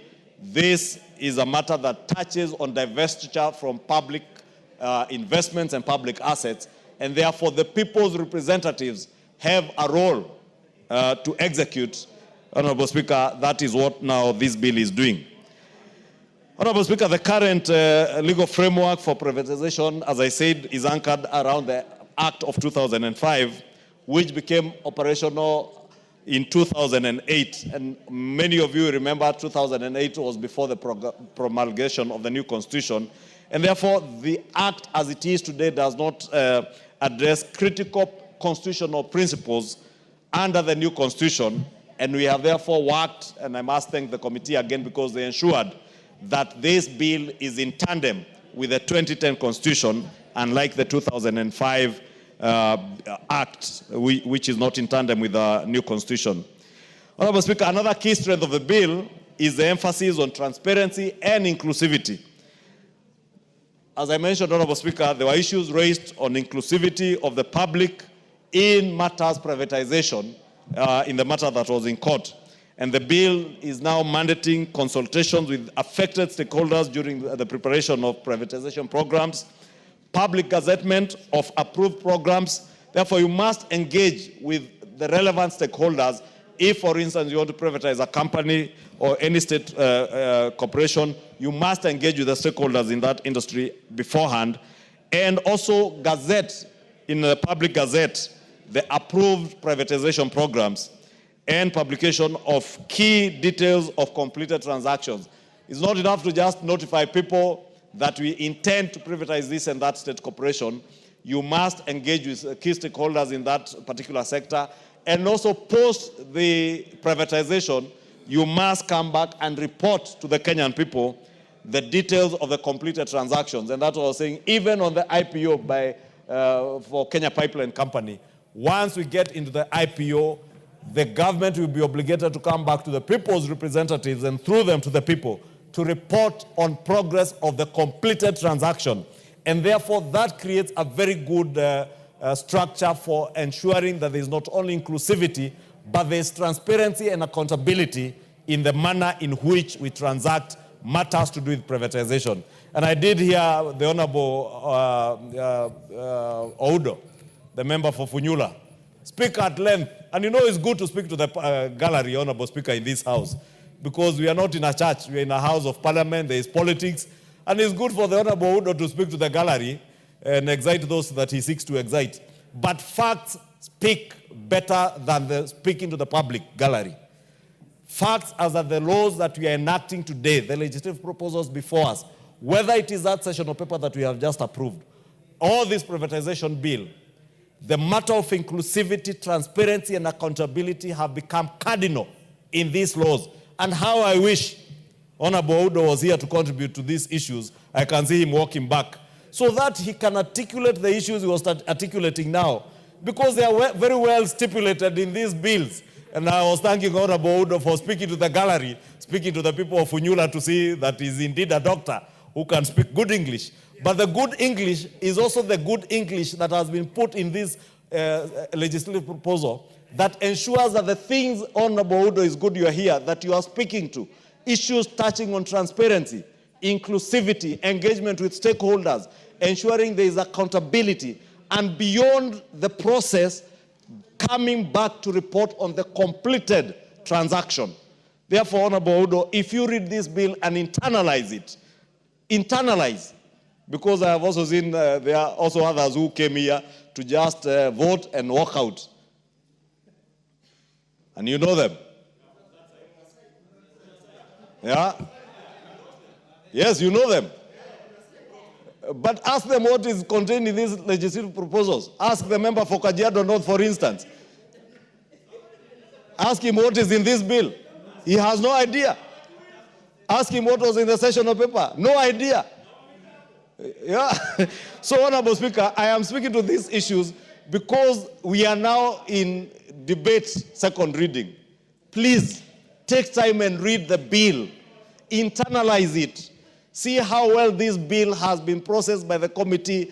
We deliberately, in the last parliament, separated from the Finance and National Planning Committee, the Committee on Public Debt and Privatization, so that we have diligent members of this House, diligent members like Honorable Shurie, Honorable Makali Mulu, and the other members like Honorable Makilap, who sit in this committee, Honorable Mboko Milemba, a seasoned member of this House, and this committee of very serious legislators has sat for long hours to ensure that this particular bill will pass not just the test of time, but also the constitutionality, so that it doesn't befall the fate that befell the 2023 Act, Honorable Speaker. And therefore, I just want to conclude by saying that this bill now provides a very clear review and appeals mechanism through the Privatization Appeals Board. And therefore, it's not enough to just come back and report on the completed transaction. If any Kenyan is dissatisfied with the manner in which a particular privatization is being carried out, they can appeal to the Appeals Board, Privatization Appeals Board, with the possibility also of further recourse to the High Court. And therefore, this further promotes fairness and accountability, the fairness and accountability that the Honorable Udo was speaking to. And I invite Honorable Udo and many of us to now support this privatization bill so that it becomes an act of parliament, so that it can guide us and shepherd us through the process of privatization. Because, Honorable Speaker, as I said, privatization is here with us and we can't run away from it. And I have heard the concerns of many people when we speak about privatization. Oh, we are selling state assets. We are selling our strategic investments. Honorable Owen Bayer spoke something in his local language that said, you use what you possess. Loosely translated from what we say in my community, I was saying, even as we say, Modu Adagia Borieria Enayo, that you can only dispose of that goat that you own and that you have, Honorable Speaker. Therefore, when you have resources and we are constrained in raising revenues in this country, Honorable Speaker, because when I hear people oppose the privatization of state-owned assets to raise resources for the state to deliver services to the people, whether it is in infrastructure, whether it is in healthcare, the same people oppose raising of taxes. Then when they appear on TV stations, because they want to look intelligent, they say, oh, government must innovate new ways of raising money. Which other new ways other than raising money from the capital markets? Which other new ways other than privatization of such profitable companies? Because you do not sell that which is dead. You sell that which is alive. Even in your cowshed, Honorable Clive, you cannot sell your dying cows. You sell those that are strong, those that you fetch better prices in the market. Then they will help you to acquire new investments, new calves, healthier ones. I don't know, Honorable Clive, because he went to the Alliance High School, he knows these things. He knows these things. And because I know Honorable Clive Gesairo went to Alliance, and I know he knows these things. At times I look at him speaking elsewhere, and I wonder, Honorable Gesairo, because you know these things, and you know it is the right thing to do. It is the right thing to do for the country. It is the right thing to do for our constituents. Let us use privatization to raise money so that we do not overtax Kenyans. Because when you oppose privatization, when you oppose IPOs, you are telling government, go back and borrow, go back and raise taxes. Government is telling you today that we do not want to overtax Kenyans. We do not want to raise higher taxes. We do not want to raise our public debt. We want to utilize the resources that we have, Honorable Speaker. And you know, the savings that we have encouraged, and again, Honorable Speaker, it speaks to the issues that we are speaking about. About 6 years ago, when we amended the NSSF Act to ensure that we encourage the savings culture, many people at that time opposed it, and you remember even people went to court. Today, we can see the benefits of having entrenched that savings culture in NSSF. When we talk about privatization today, we have an opportunity now for NSSF because they have resources that they have raised in the last 3 years that are equivalent double the resources that they raised over 60 years. Therefore, this is one strategic investor, NSSF, that can invest in our PPP model of financing infrastructure projects, that can invest in some of these companies that government is directly divesting from, because NSSF is an independent body corporate. NSSF is not the government of Kenya. Therefore, nothing stops NSSF from investing, for instance, in the IPO on Kenya Pipeline for NSSF to own another 25% of the pipeline. Nothing stops NSSF. And that is our money as Kenyans, money that we are saving for our old age. What better investment opportunity other than through this privatization, even for our other state-owned enterprises and other authorities like NSSF to invest in our own economy, Honorable Speaker. Honorable Speaker, let me not belabor, because this bill is largely a repetition of the 2023 Act with the corrections that have now constitutionalized the issues that the court had declared unconstitutional, and therefore beg to move and request the indomitable chair of the Privatization and Public Debt Committee, who has put in a lot of work together in this committee to ensure that this bill becomes a business to be considered before this House, to second this motion in agreement. I beg to move. Yeah, you will proceed. Thank you, Honorable Speaker. Honorable Speaker, I rise to second the motion on the Privatization Bill 2025 as moved by the Leader of Majority, the Honorable Ichung'wah. Honorable Speaker, this bill has undergone extensive and rigorous deliberations by both committees, the Public Debt and Privatization Committee and the Finance and National Planning Committee. Members devoted significant time and expertise to examine its provisions with the objective of ensuring that the proposed legal framework adequately responds to both present and future challenges, while unlocking opportunities that a modernized privatization regime can deliver to our country. Honorable Speaker, allow me to highlight the key strengths of this bill. 1, enhanced public participation and inclusivity. This legislation is the product of one of the most comprehensive public participation exercises undertaken in recent years. The committees facilitated the submission of written memoranda and conducted stakeholder consultations across 25 counties, thereby ensuring that voices from diverse sectors and regions informed the proposed framework. We wish to appreciate your office and that of the Clerk of the National Assembly for the facilitation that made this exercise possible. 2, strengthen parliamentary oversight and transparency. The bill significantly enhances the role of the National Assembly in overseeing privatization. It stipulates that the privatization program and each proposed transaction relating to a state-owned enterprise must receive the express approval of this House. This provision entrenches accountability, transparency, and democratic legitimacy in the privatization process while safeguarding the public interest. 3, safeguards for stakeholders and efficient appeals mechanism. The bill institutionalizes avenues for various stakeholders, including employees, investors, and the wider public, to express their concerns and perspectives. In addition, it establishes an expedited and more efficient appeals mechanism, thereby promoting fairness, predictability, and investor confidence. 4, economic efficiency and unlocking idle assets. Honorable Speaker, our nation continues to shoulder the fiscal burden of underperforming state-owned enterprises. The passage of this bill will enable the efficient and effective privatization of entities whose productive and economic capacity is underutilized.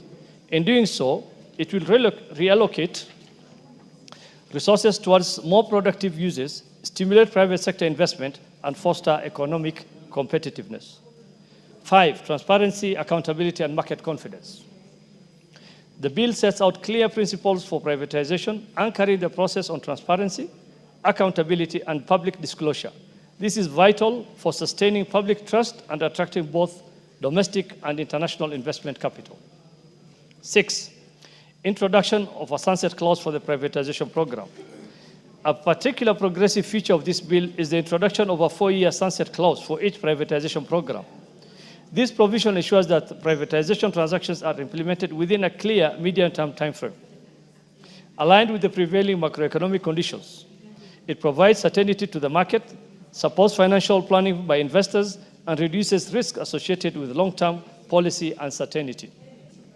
Honorable Speaker, in conclusion, I wish to record my sincere appreciation to the Leader of Majority, the co-chair of my co-chair, chairperson of the Departmental Committee on Finance and National Planning, for the spirit of collaboration that characterized our joint engagements. I equally extend gratitude to members of both committees whose diligence and commitment to robust scrutiny of the bill have culminated in the report before us today. With those remarks, Honorable Speaker, I beg to second and urge this Honorable House to support the passage of the Privatization Bill 2025. I thank you, Honorable Speaker.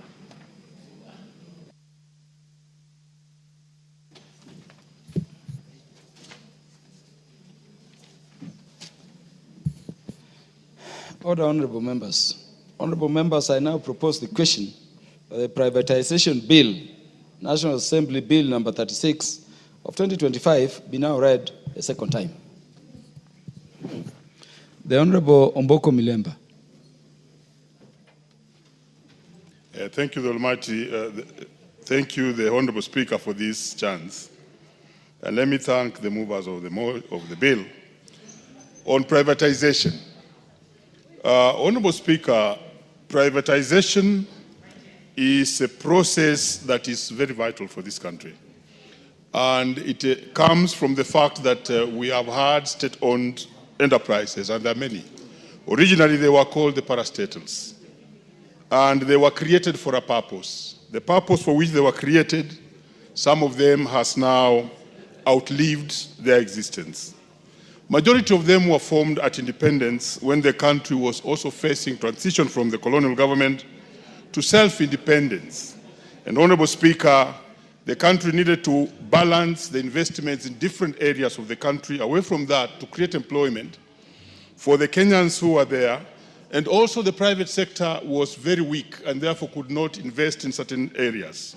And when they invested, Honorable Speaker, they did invest in areas that they thought were of great interest in terms of profiteering. But they avoided others. I'm happy we have been talking about the Kenya pipeline. That's one of the areas where at the independence, the private sector would not invest in because of lack of the immense capital required and at the same time, the interest by the private sector. But then along the way, Honorable Speaker, these investments have outlived the need for government to continue investing themselves. Some of them, if you remember, were as simple as just supermarkets like Uchumi, and others were simple, like transport sector taxis when we used to have Kenatco, for those who remember. And some of them were as simple as just wholesaling businesses. But with time, the private sector has really increased and has actually gained capacity. And therefore, there's no real need of government continuing to compete with the private sector on sections or on businesses that otherwise can be done by the private sector better. Experience has also shown, Honorable Speaker, that the private sector, when given a chance to do those businesses like hotels, that reminds me very quickly of hotels like the Golf Hotel in Kakamega, the Sunset in Kisumu, which you may find that the government is still struggling to invest in such like businesses. When the private sector is doing better in terms of investing in hotels. And therefore, this law comes in timely. And the dangers that were associated with this law have been removed by the intense public participation that our committee did do insofar as the privatization is concerned. So one thing I want to be clear to Kenyans is that the process of privatization is with us and is a correct process which will actually offload the government of the burden of retaining issues like taxing people more in order to invest in these private enterprises that are no longer making profits, paying the workers who are those in private enterprises that do not make profits, and therefore actually putting pressure on the consolidated fund, which otherwise then have to make sure that these enterprises are paid, while at the same time increasing the wage bill, which otherwise would be reduced if we privatized these enterprises and therefore will be run by the private sector. And therefore, Honorable Speaker, I want to support this bill and indicate that some of the key areas that have been handled, as already indicated by the mover and the seconder of the bill, is the fact that the Parliament or the National Assembly, the Parliament has been brought in the center of this process. This was very vital because these are enterprises that are owned by the public, and therefore the representatives of the people who are in this House should have a pivotal, a very important, a core position in the process of doing the privatization. And therefore that has been included in this bill, and it is very, very good this time. Number two, Honorable Speaker, public participation, the threshold to be actually attained is very, very important so that we don't have cases where we have this privatization being done by the executive at a different corner, and therefore the House or the representatives of the people may not have a voice on what is happening. Honorable Speaker, transparency, inclusivity, and accountability in this process is also very important, and this bill addresses this, including those who are involved in these bodies that, or enterprises that need to be privatized, so that the workers, for instance, are involved and they have a stake, and it's taken that the workers will have this place for themselves upon the end of the privatization, because this has been one of the most serious challenges for the workers of Kenya. Whenever privatization occurs, then they are left out, and that has not been very good. So the employees and the workers, but the community also, because some of these enterprises may touch on community-owned or owned enterprises. We have our parks and other institutions that you may need to also consult the community, and the community should have a hand in actually saying that this is how it should be done. Also, the timeline now has been put in law so that the process can be done within a time frame that is known.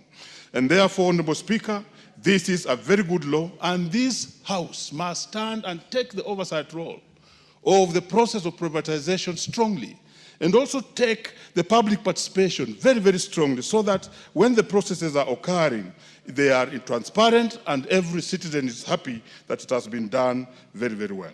Honorable Speaker, with the passage of this bill, the government shall be able to deal with some of the publicly owned enterprises which are lying idle in the country.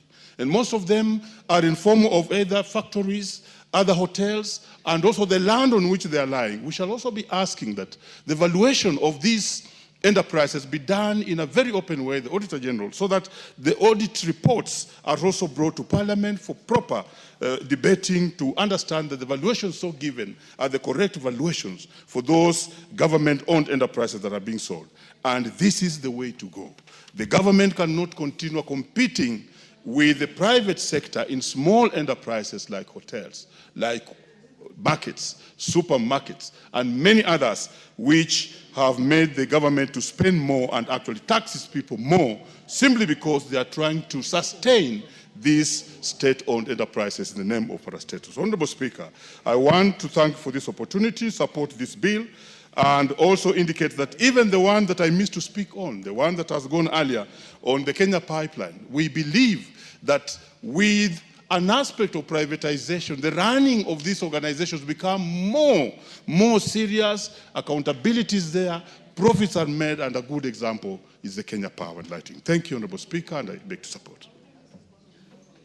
The Honorable David Mboni from the Finance and National Planning Committee. Thank you, Mr. Speaker.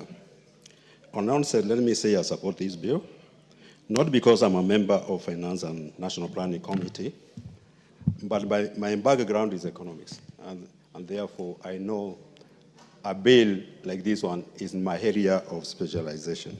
Mr. Speaker, let me start by saying, after the independence, the government embarked on setting up parastatus and government agencies, and currently they stand at around 200, over 200 parastatus and government agencies. And basically they were to undertake legislative work and bring gaps where private sector, because by then private sector was very weak and could not offer services by that time. So the government set up parastatus, like Kenya National Trade Corporation, NOC, so that they can provide services where private sector could not be able to provide. Mr. Speaker, in the early 1990s,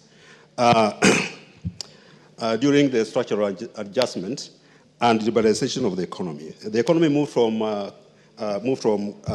government-controlled economy, that is command economy, to open economy, and market economy where demand and supply determines the market price. And because of that, most of the parastatals have become irrelevant to the economy. For example, Kenya National Trading Corporation, which was dealing with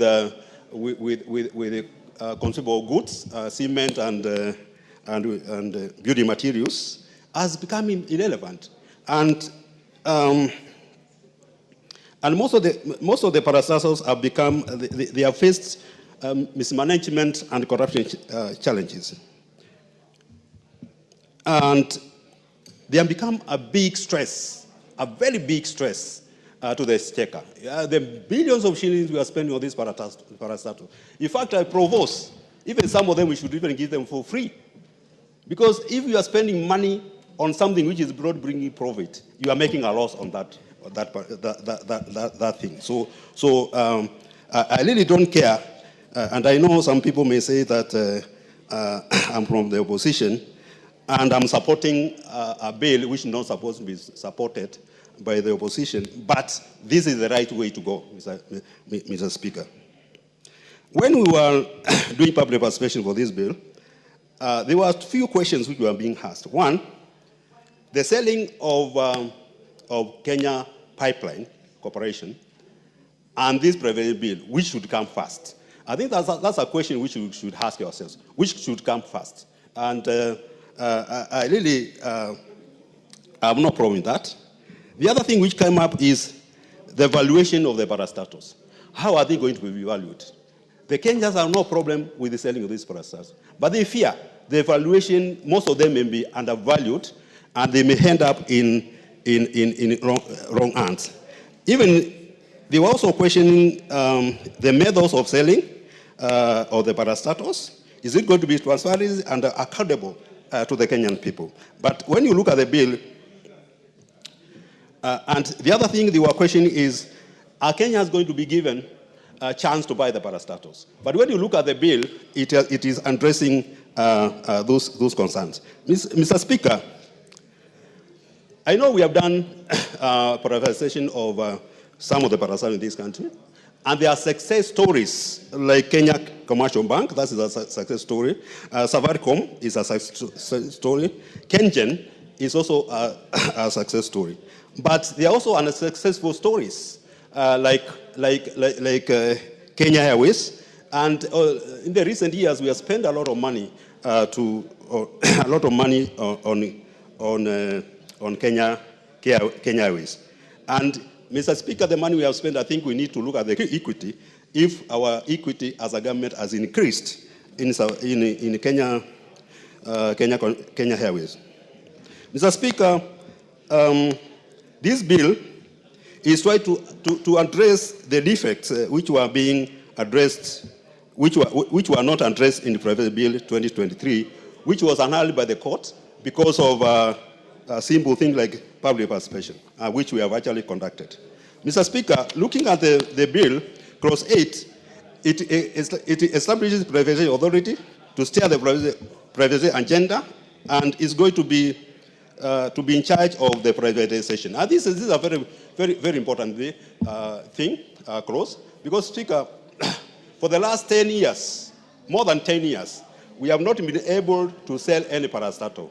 And when you look at Nairobi Stock Exchange, has been somehow very, very, very dormant because we are not offloading some of these shares. And when you sell some of these parastatals, for example, we are going to get money from the exchequer, get money into the exchequer, and we are also going to save money from supporting this parastatal, which has amounted to a lot of stress to the exchequer. Clause 22 through 23 of the bill provides for the privatization program, private program by the Cabinet Secretary of National Treasury. And this program is supposed to be forwarded to Cabinet for approval and brought in National Assembly also for approval. In the program, in the National Assembly, the National Assembly can do three things. One, they can approve the whole program, they can amend the program, or disapprove the whole program. And this is where the oversight role of Parliament is very important, so that we are not going to find a situation whereby these parastatals are undervalued. If we feel they're undervalued, then we can be able to reject the program for individual parastatal or all of them. Mr. Speaker, Clause 21 provides for detailed proposal for each identity listed in the program and outline the following. One, the method. If you are selling, for example, let's say we are selling, for example, Kenya Pipeline. The program should have a proposal on how that identity is going to be sold. For example, we are going to have the method of privatization. Is it initial public offering or any other method? For example, private placement or sale of assets. And of course, how the shares are also going to be sold to the employees. Because I've seen most of the parastatals when they are being sold, there's a percentage which is supposed to go to the employees so that they can also be able to own shares in the company. Two, the method, the approach, and the method of valuation. How is the parastatal going to be valued?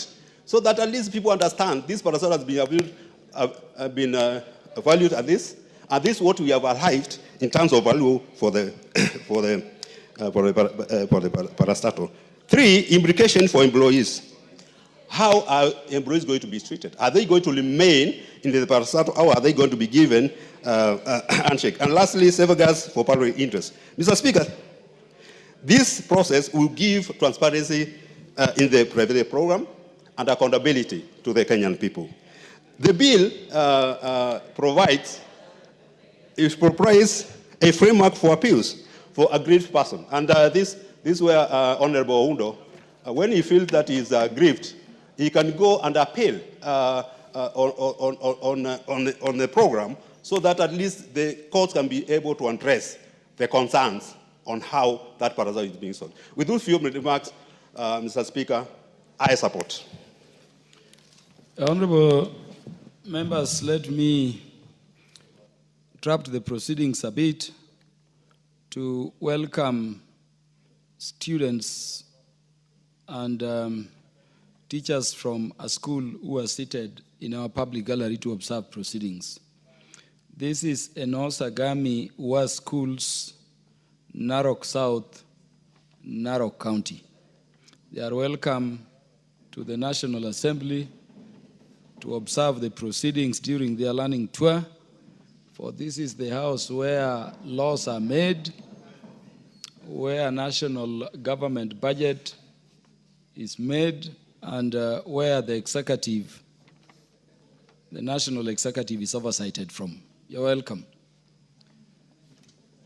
The Honorable Makilap.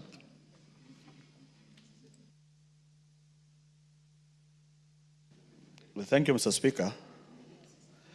I want to, from the onset, that I support this privatization bill, and having been one of those members of Parliament in Committee of Public Debt and Privatization that moved across the country to get views of Kenyans on this privatization bill.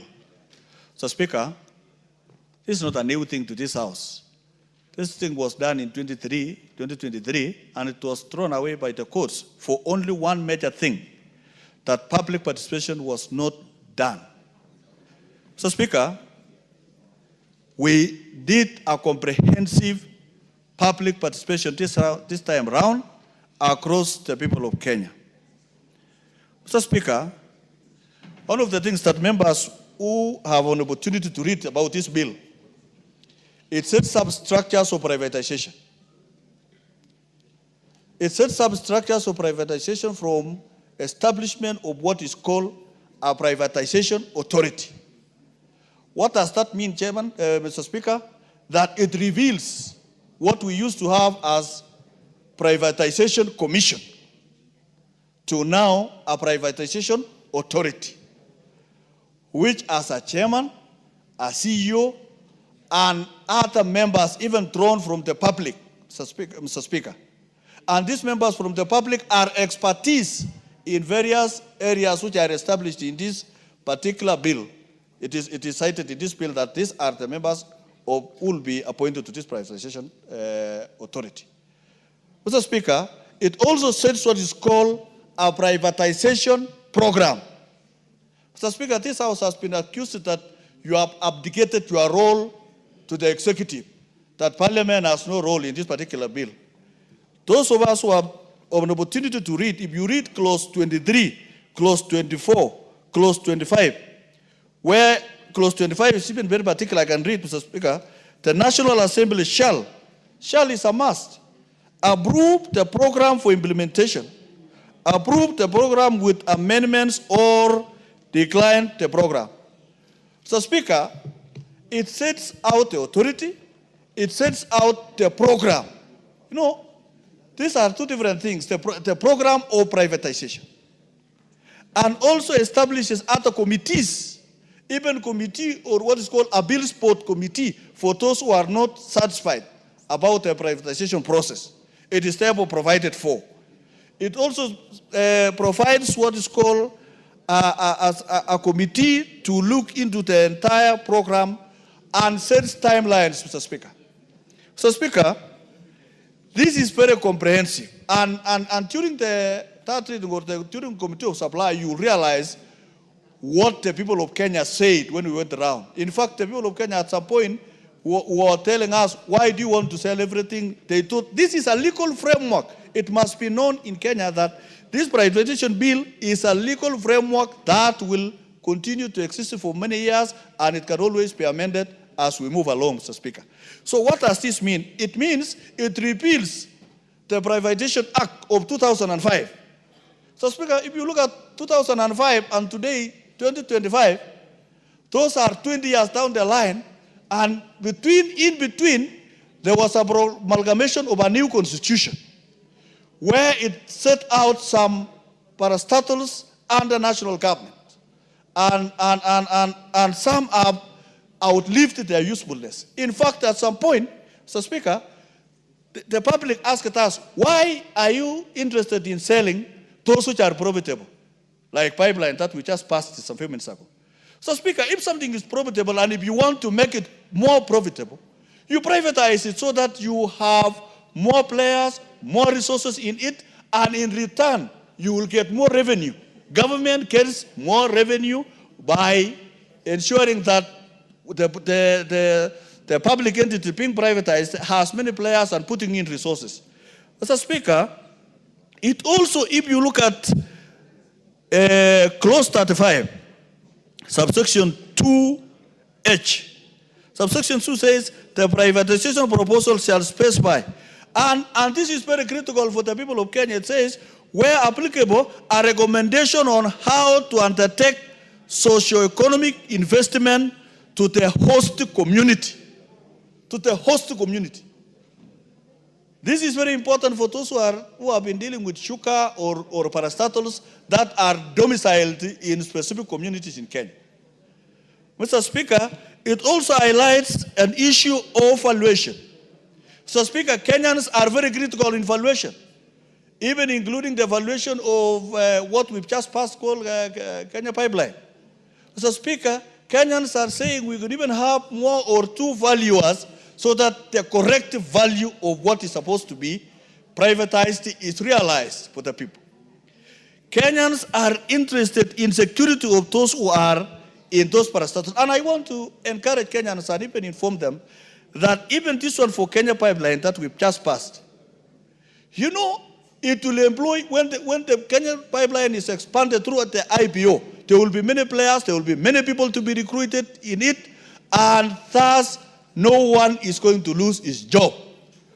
Mr. Speaker, we also privatized Rivertex alone, Mr. Speaker. Look at Rivertex today. When I was in Finland, the Finnish people were running a program or a program of Privatex doing the process of turning cotton into clothes in Washington Gishu, in Eldoret. And it is becoming profitable. What are we saying, Mr. Speaker? This bill is addressing most of the things that are required to be addressed. For example, Mr. Speaker, even when we went to public said, okay, Lord, during the Committee of Supply, you'll realize that there was some qualification or experience of over 10 years experience. And the youth in those places where we went, they say, okay, this thing is good, but reduce for us the number of, and you will see in our report as we move along. So what is very important, Mr. Speaker, is the entities being privatized will be able to bring in resources, bring in revenue, and create more opportunities for the people of Kenya. So let us not see privatization, this framework, as something that is going to sell everything from Kenyans. In fact, it is creating an opportunity to raise the necessary resources to bridge the budget caps.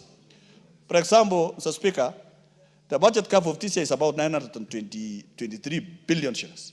Some of them will be bridged through what is called public-private partnerships. Others will be through resources that are raised through the IPO. And using IPO, Mr. Speaker, is one of the best ways because this thing protects up to including what is called strategic national assets. It is provided for here. Strategic national assets, Mr. Speaker, because when we were in Eldoret, some people told us you want to sell the bullet factory.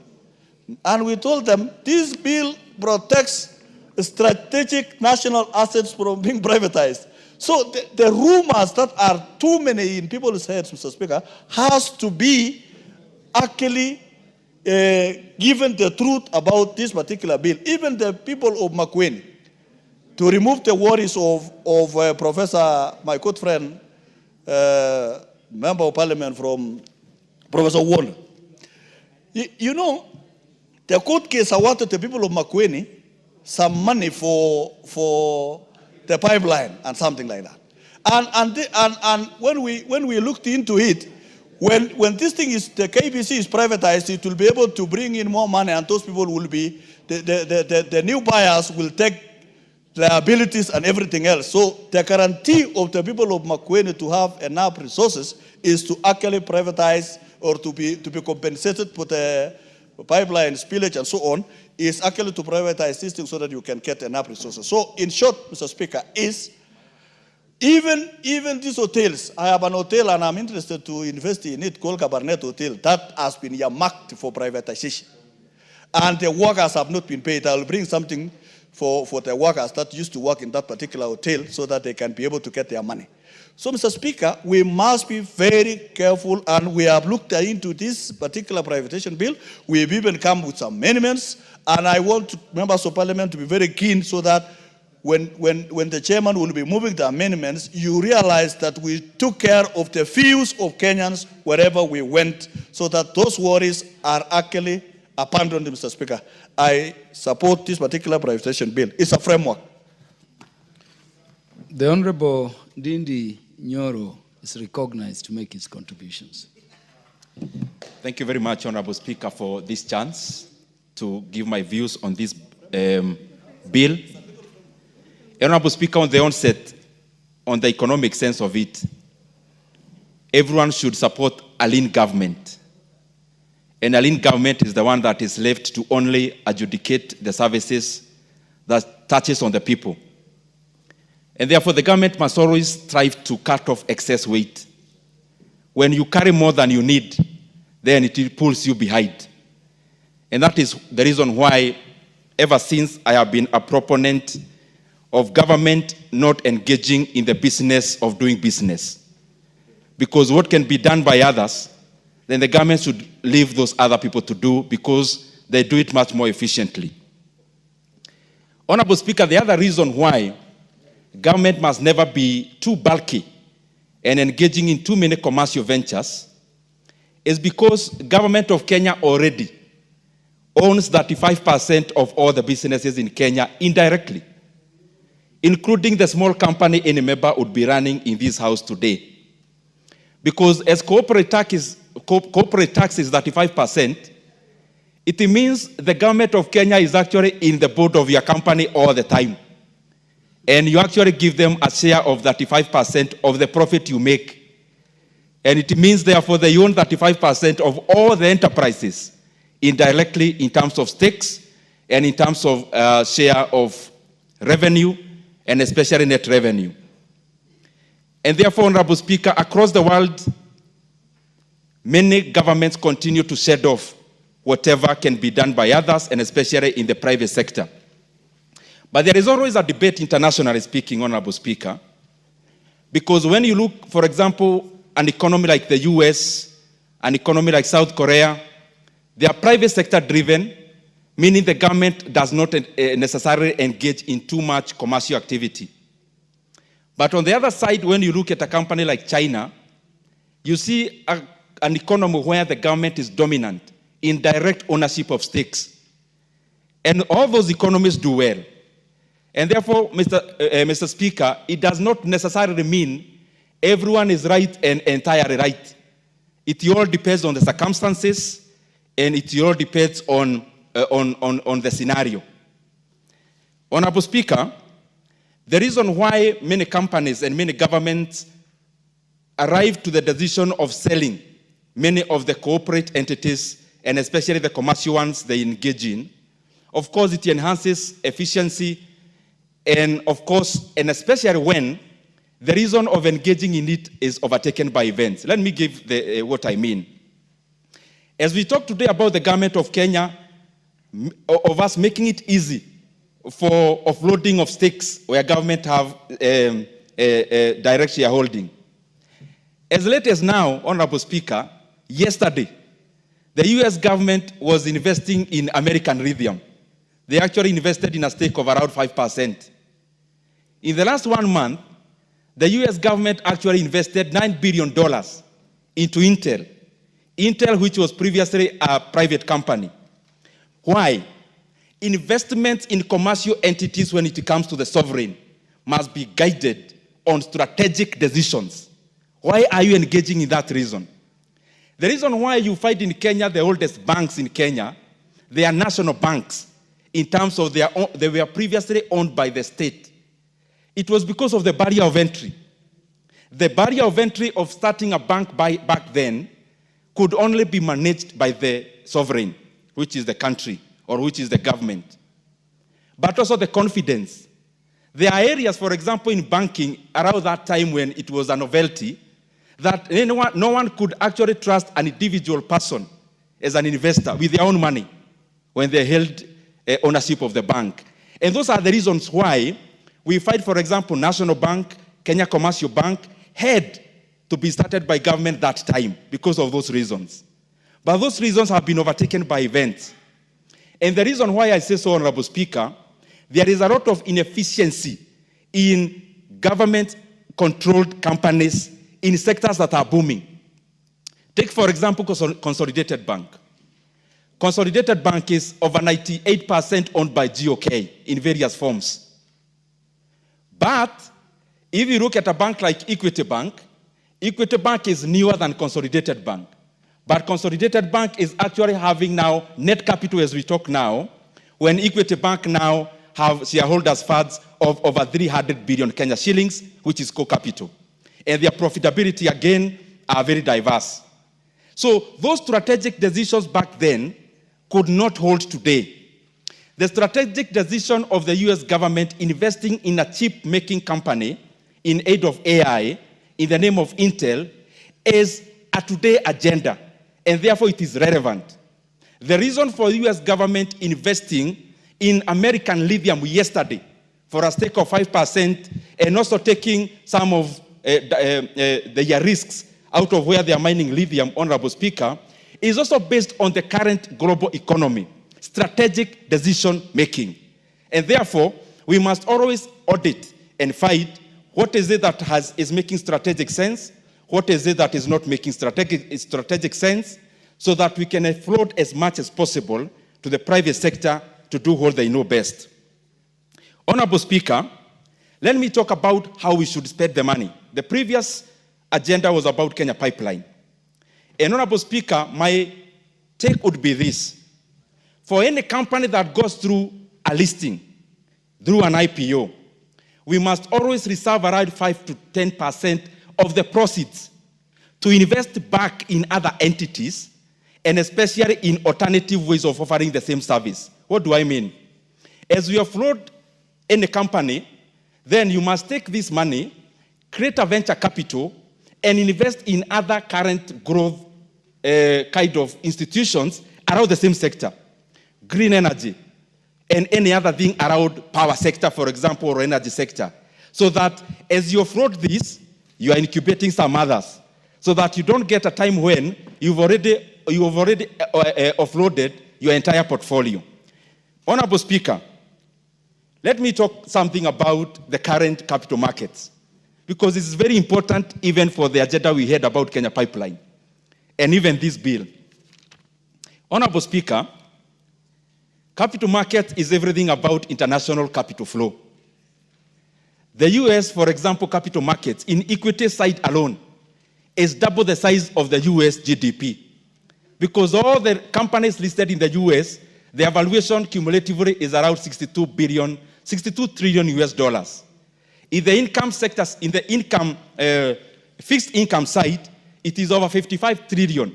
What do I mean, Honorable Speaker? If you compare the same with our capital markets here, it is too small, Honorable Speaker. And therefore, we must make every effort to make it more bigger and attractive. But this is the catch, Honorable members. I am one of the people who would never actually vouch for the listing of Kenya Pipeline. And I'll give you a very practical reason. The current NSE in Kenya has been bearish this year, going up. But the companies listed are still grossly undervalued. And I can tell you without blinking of an eye, Honorable Speaker, this issue of Kenya Pipeline will bring a lot of excitement. Kenyans will buy in the IPO. But after the announcement of the financial results in February for the full year, the share company will collapse. And the share price will collapse. And this is the reason. The current investors in the NSC are not buying assets. They are buying revenue. They are buying the bottom line. What do I mean? Look, for example, a company like Kenya Power. Kenya Power has a valuation, the entire Kenya Power has only a valuation, a market cap of only 27 billion. The reason I use the name only is in comparative to the assets. It has assets of over 350 billion shillings. And it's a company that's making net revenues of 20 billion, but the valuation is 27 billion. Now, a company like Kenya Re, a company has net assets of over 51 billion, net assets. And the valuation in the market, Honorable Speaker, is 17 billion shillings. This company, Kenyans will buy out of excitement, but after the announcement next year of the full year results, the share price will collapse. And that is why I am also fearing that the government may end up forcing NSSF and other provident funds to actually take part in this, because commercially it may not be viable for a logical investor. And that is why we need to draw the line, so that we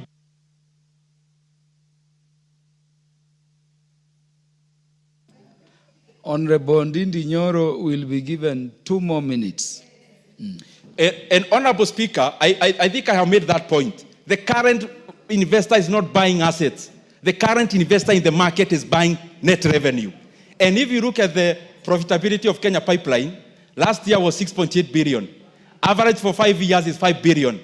An equivalent company in the NSC making a profit of 5 billion, including a bank, the valuation is not more than 35 billion.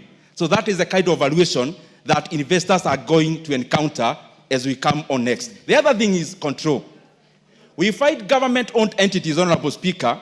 Government owns 18% of KCB, but then control 100% of the board. That is one of the things that even the listing of the asset that will be listed should be captured. That the government cannot own 35% of an asset, then control 100% of the board. The other 65% should be given board positions. And if the government is giving the CEO then the chairman should not be from the government, should be from the private sector. Honorable Speaker, the real valuation I was talking about, this is a topic I can talk about the whole day, Honorable Speaker.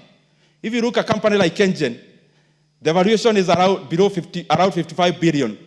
If you look at the peers in a place like Nigeria, like Geregu Power, Transcorp Power, doing the same and producing less, actually have the capacity of Kengen. The valuation is 200 billion respectively and 211 billion Kenya shillings if you convert from Naira. So what am I trying to say? Our market is not doing justice to valuations. And listing a company now may not suffice. Maybe a strategic investor. Unfortunately, strategic investor cannot work in an area like Kenya where we have a deficit in trust in government. Because if you do strategic investor, the high probability is that patronage will and the person on the other side of the table will actually be the one buying. The Honorable Catherine Omanyo. Thank you, Mr. Speaker. I support this bill fully because, first of all, public participation must be done because it involves public property. And anything that is owned by the public must extensively and intensively be looked into and supported fully by the public. And herein we have representatives of the people. Before it is now passed, we will be here as well. My question is, if any property is privatized, does it mean that the person taking over is carrying it to their homeland, is carrying it to China? No, it is still our property, but managed by people who can do it better, efficiently, more transparency, more transparent. So we do not want negative energy over this because if this is well done, unemployment to the youth will be something gone, dead and gone, and also quality of how we manage things. You know, if we bring in somebody who can manage properly, it means that our country will be developing. I know very well that other nations that are developed have done it before. It is not something new. I saw it happen with Kengen, our Safaricom, and Safaricom is even one of the best example to put across. So although we know many voices come dissentingly to discourage and put a lot of poison in our people's mind, we should embrace this idea as long as we are in charge, we are in control, and we are not being taken advantage of in any way. Thank you, Mr. Speaker. The Honorable Cynthia Muge. Thank you, Honorable Speaker, for the opportunity to contribute to this bill. I want to say that I support the provisions in this bill. Honorable Speaker, there have been so many questions since privatization set into this country when the idea came. And Honorable Speaker, some of the entities that went through privatization prior to this bill have had a thorough beating. Honorable Speaker, I looked at what happened to Rivertex recently, a few days ago. And there were a lot of gaps that I felt like they should have been addressed before the privatization decision was made. And some of those issues, Honorable Speaker, I appreciate because this bill has been able to look into them. It includes, and not limited to, Honorable Speaker, looking at the assets and even the liabilities that these companies have. And Honorable Speaker, it should be noted that, for example, Rivertex, the land that Rivertex sits on, and even Rivertex itself, is primarily owned by Moi University. Moi University, Honorable Speaker, you know the issues that has been going through. And when the privatization agreement was made, the amount of money that was being given as a proceed of the privatization of Rivertex was an amount of money, Honorable Speaker, that was undervalued. You cannot say that the land that Rivertex sits on, which is very prime in Eldoret, Honorable Speaker, goes for the amount that was paid as proceeds of that privatization. And Honorable Speaker, if that particular piece of land and even the investment in Rivertex had been valued properly, Moi University wouldn't be borrowing and begging the national government for a bailout for around 2 billion, Honorable Speaker. They would have been able to comfortably get the money from the privatization of Rivertex, and Rivertex goes ahead to be able to make profits and make sense economically in this country. And I appreciate this particular bill because it has been able to look at those particular matters. The other issue, Honorable Speaker, is the issue of human resource. The people, as we speak, that worked in Rivertex today, Honorable Speaker, are jobless as we speak today. And I am glad and happy that this particular bill is seeking to be able to undertake better public participation and be able to do more consultation so that we can be able to arrive at better decisions in regards to privatization of these particular entities, Honorable Speaker. Honorable Speaker, I appreciate and I support privatization because today, as we speak, Honorable Speaker, I read a Facebook post, and of course I have been able to listen to many things that are being said by the people, especially from Nandi. As we speak today, Honorable Speaker, KCC has not been able to pay farmers for 4 months. Honorable Speaker, this is an entity that does not miss or cannot be said that milk was not delivered to them. The milk was properly delivered to KCC, and the farmers have been able to invest in production of the milk.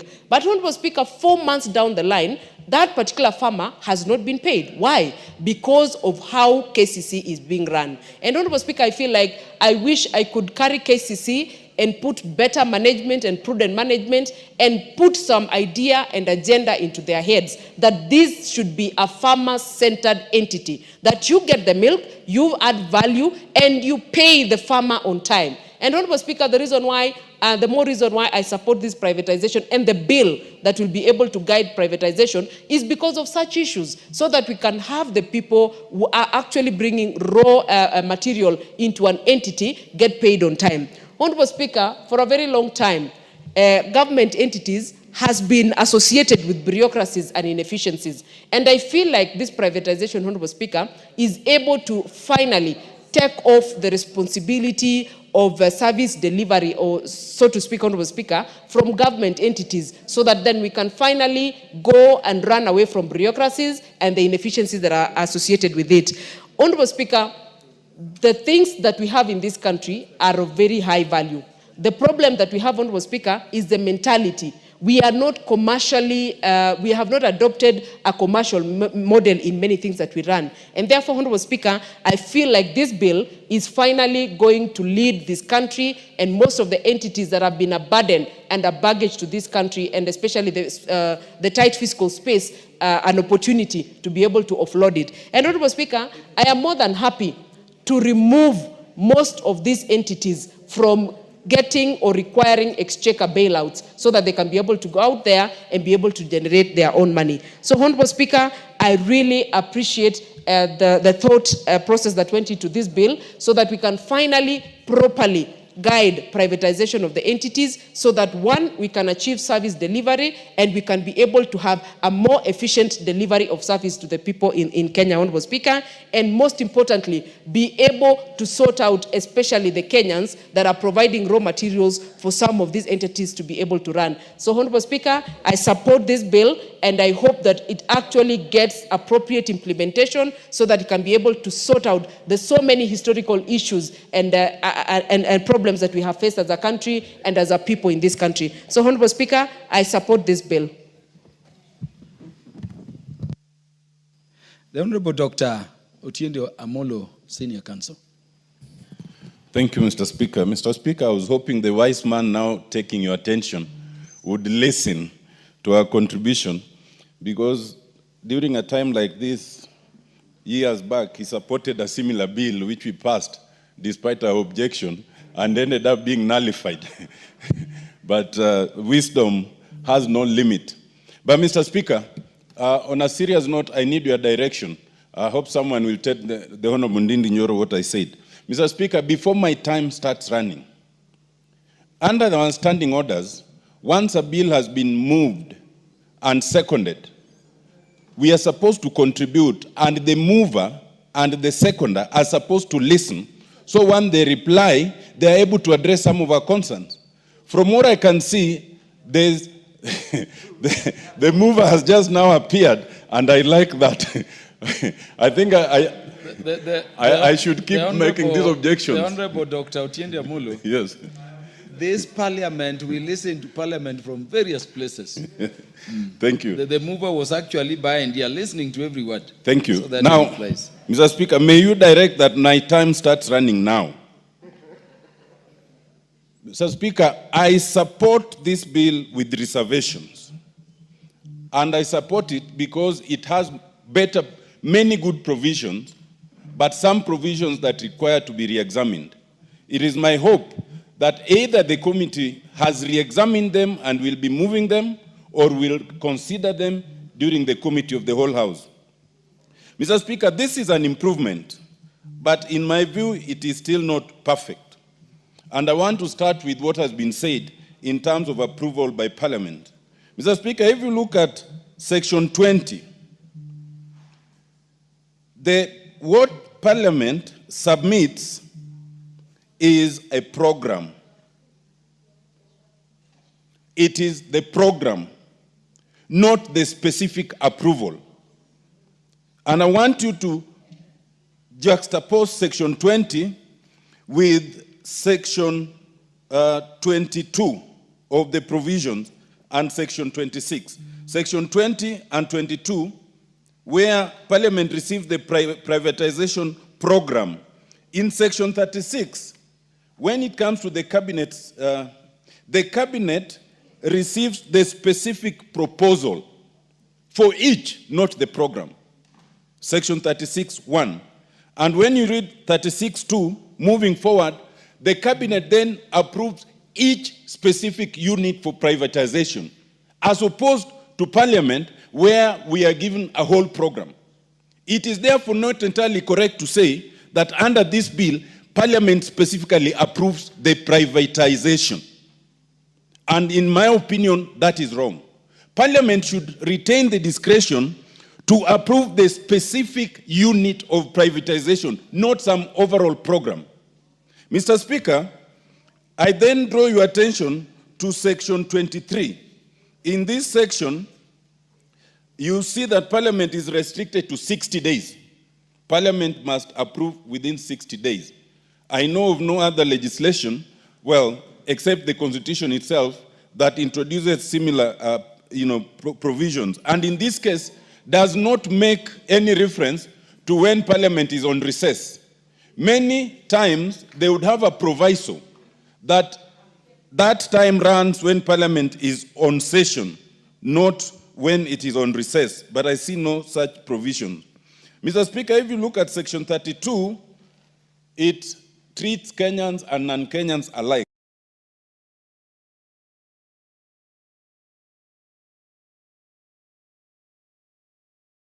Alike.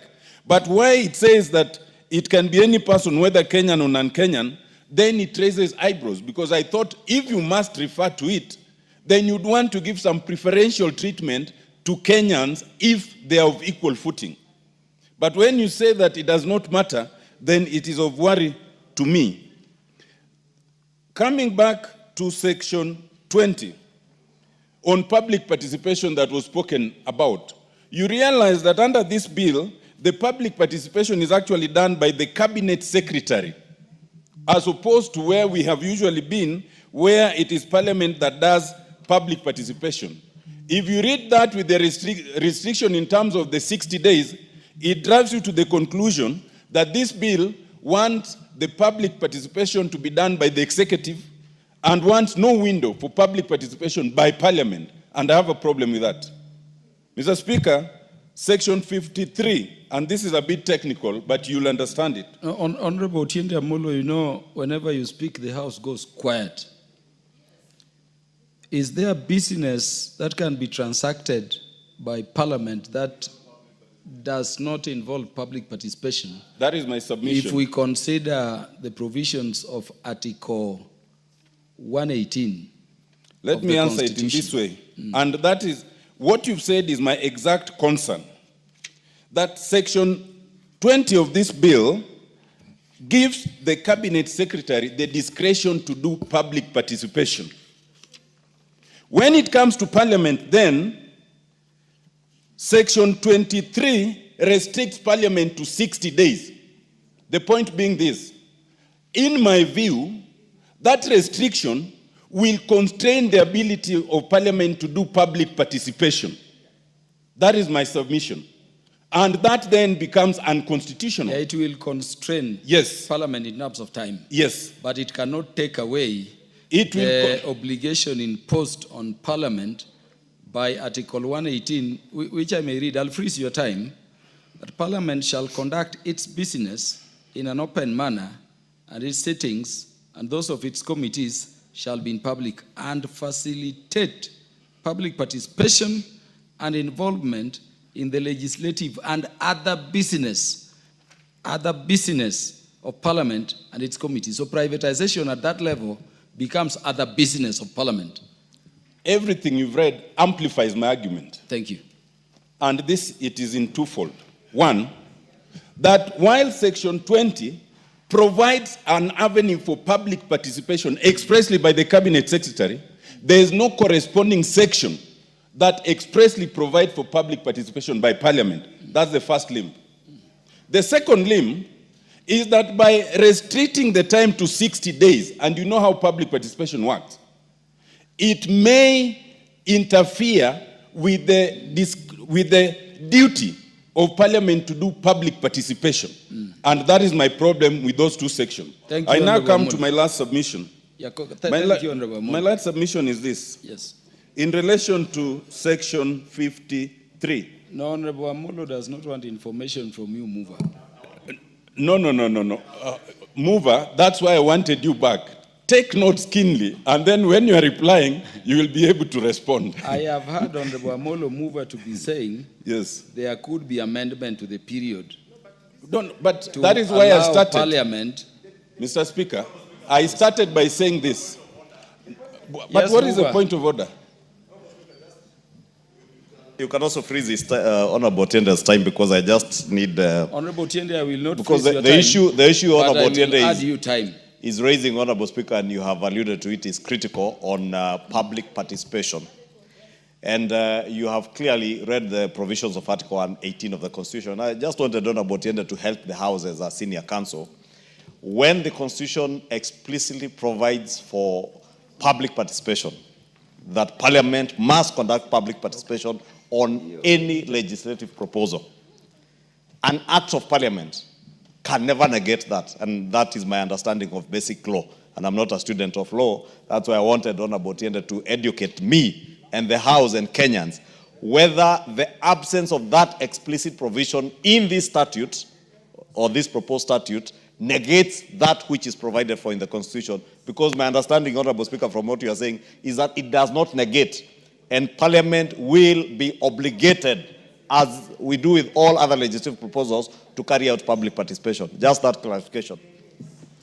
Honorable Otiende Amolo, because you are in the committee of experts only, otherwise you owe the mover no obligation of education. Yes, indeed. Yes, so proceed. Indeed. And you know, indeed, Mr. Speaker, we allow the mover that discretion, but that is not a point of order. That is a point of argument.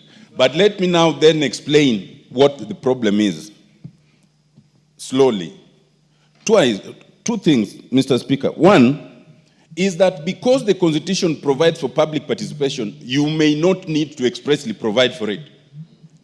But then the question is, why then expressly provide for public participation by the Cabinet Secretary?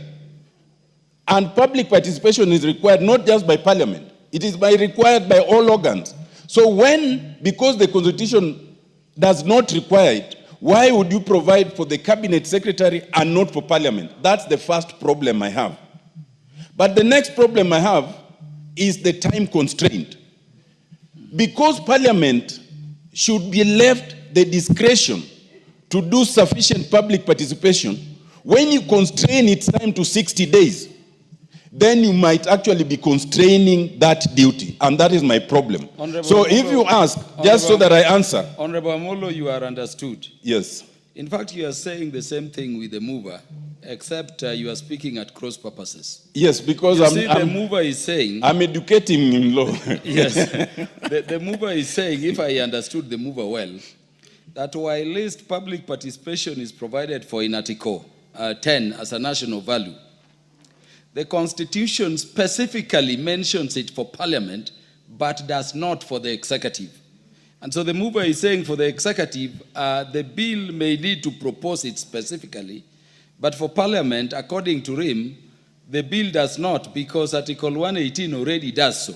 And it's wrong. But that does not take away your power to amend and to make it better. And here, Mr. Speaker, the mover is wrong, and that's what I'm trying to explain. But I may need a whole day to explain this. My whole point is, to constrain Parliament to 60 days is a constraint on the duty of public participation. And we would do better to remove that time constraint. In very simple parlance, that's what I'm saying.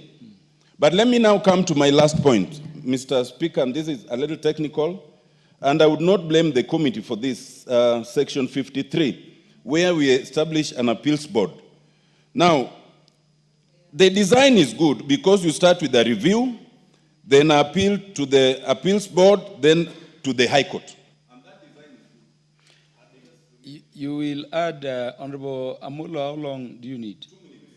Yeah, I will add you 3 because of my own interventions also. Thank you.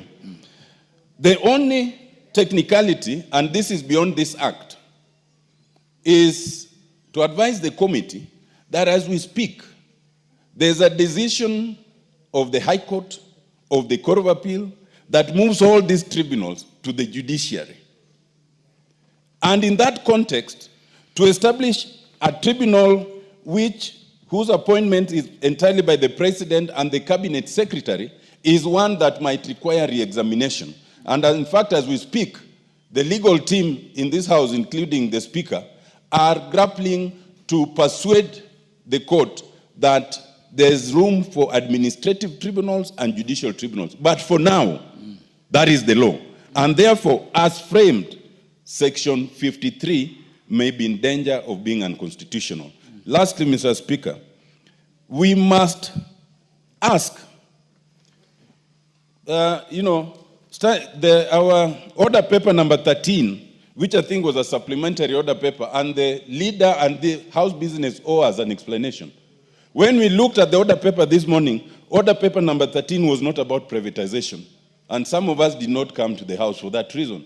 When we come, we now find there's a different order paper for approval of a privatization based on a sessional paper. When the very next order is approval of a bill that regulates privatization. What is this thing of legislation by ambush? It is something we must object to, and it is something that must be corrected. Thank you, Mr. Speaker. Thank you, Honorable Amolo. Honorable Amolo, the business of the House is determined by the House Business Committee. And there is something called supplementary order paper, so we must always be vigilant about them. Yes. The Honorable Benjamin Langat will now speak. Mr. Speaker, thank you for giving me this opportunity. Order, honorable members. Order, honorable members. The mover, the leader of majority, take very seriously the last point raised by Honorable Amolo. And by the way, I know some amendments speak to it, Honorable Amolo, in terms of realigning, those provisions. But I think Honorable Amolo also look at the distinction between the privatization proposal and the privatization program in terms of their contents. And then you can make proposals in terms of how to improve. This bill, you both agree, is a good bill. Honorable Benjamin Langat, proceed. Thank you very much, Mr. Speaker, for giving me this opportunity to contribute to this bill. Mr. Speaker, as has been said, this is not a new bill. It has already been passed in 2023, but the courts annulled it. Mr. Speaker, the reason why it was annulled was because of lack of public participation mainly. And I want to inform the House that we have done very serious public participation, Mr. Speaker. Mr. Speaker, in fact, we went to 25 counties outside Nairobi, Mr. Speaker. So we have corrected the anomaly, and hopefully the bill will go through. Mr. Speaker, this bill seeks to repeal Privatization Law Act of 2005, and it creates a privatization authority to replace Privatization Commission, which, Mr. Speaker, had been affected by a lot of bureaucracy, Mr. Speaker. Imagine for the last 10 years, there has not been any privatization of any company in the Republic, Mr. Speaker. So, Mr. Speaker, hopefully this bill will make the process smooth, will make the process faster, and will make the process safer, Mr. Speaker. Mr. Speaker, this bill creates a privatization authority with a board. Number two, Mr. Speaker, it distinguishes the functions of different actors in the process. Privatization authority will do the implementation of the privatization process. The CS, Mr. Speaker, will initiate the process through what we call privatization program, which is basically the list of companies that have been identified for the purposes of privatization, Mr. Speaker. The bill also sets the fact that the CS would take the bill to Cabinet for approval, the program to Cabinet for approval, then it will be brought to Parliament for approval. And Parliament can approve as it is, can amend, or can reject, Mr. Speaker. If Parliament approves with amendments, then the Cabinet Secretary will have to publish a fresh list under the program. Mr. Speaker, the privatization program has been given 8 years for implementation, because again we have seen some of the privatizations which have been done before. They have taken a lot of time. So the bill provides that when we approve the program, it will take 8 years. If some of them have not been privatized, then it will be brought back to Parliament. 3, Mr. Speaker, the privatization authority will then prepare what we call privatization proposal, which then lists the values of companies, individual companies, Mr. Speaker, and all the details for privatization. So, Mr. Speaker, I support the bill. Honorable Marianne Keitany, don't run far from your... Thank you, Honorable Speaker. I stand to support the bill that is before us on the privatization amendments. And first, Honorable Speaker, I would like to go to Article 10 of the Constitution of Kenya, which talks about the national values and principles of governance. And in particular, it talks about the values and principles that state organs, state officers, and public officers, wherever they are, applies them. And more specifically, Honorable Speaker, I want to talk about good governance, integrity, transparency, accountability, and sustainable development. I think that part of sustainable development is very critical. And when you look at most of these institutions that are being privatized, they actually exist to do business and to make money. And if you see the role of government is to give people sustainable development, good governance, give them human dignity, you give them equity, social justice, and where a business exists to make money or to do business, then, and it is competing with the need for our government to provide services just for sustainable development, then you find that both of these will go in conflict. A case in point, for example, is KenGen, for example. KenGen provides a strategic resource, which is the provision of electricity in the value chain of electricity. And before it was privatized, for example, you find that a lot of government procedures, for example, procurement procedures, recruitment procedures, and all those procedures, which in essence exist because there needs to be equity when government is providing services, go and interfere with the value or the processes within which these companies or a company like that was there to do, which was to make money or to do business.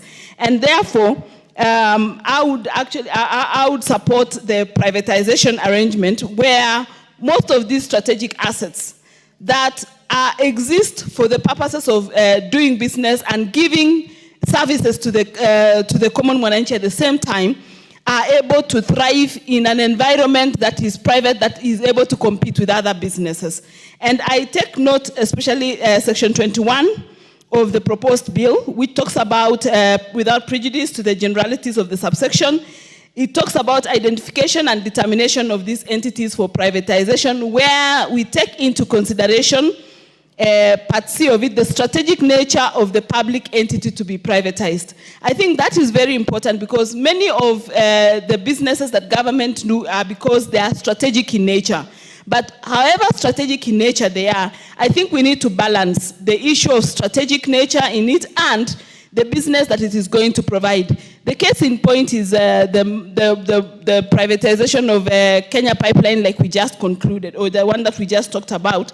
And you realize that whereas Kenya Pipeline gives a strategic business, which is to transport oil or fuel that we use, that is a much needed commodity, it is a service that it is not monopolistic in nature because after the transportation, the actual marketing and selling are done by private sector. So by privatizing that particular company, you will not have created a monopolistic nature which actually gets a country to be stuck in the process, because you find that even the same oil can also be transported by road, and it is currently done even by private entities or private companies which can compete with a pipeline. So therefore, the strategic nature of the public entity to be privatized, I like that it has been put in the bill, because that is one of the considerations that the minister or the cabinet secretary will consider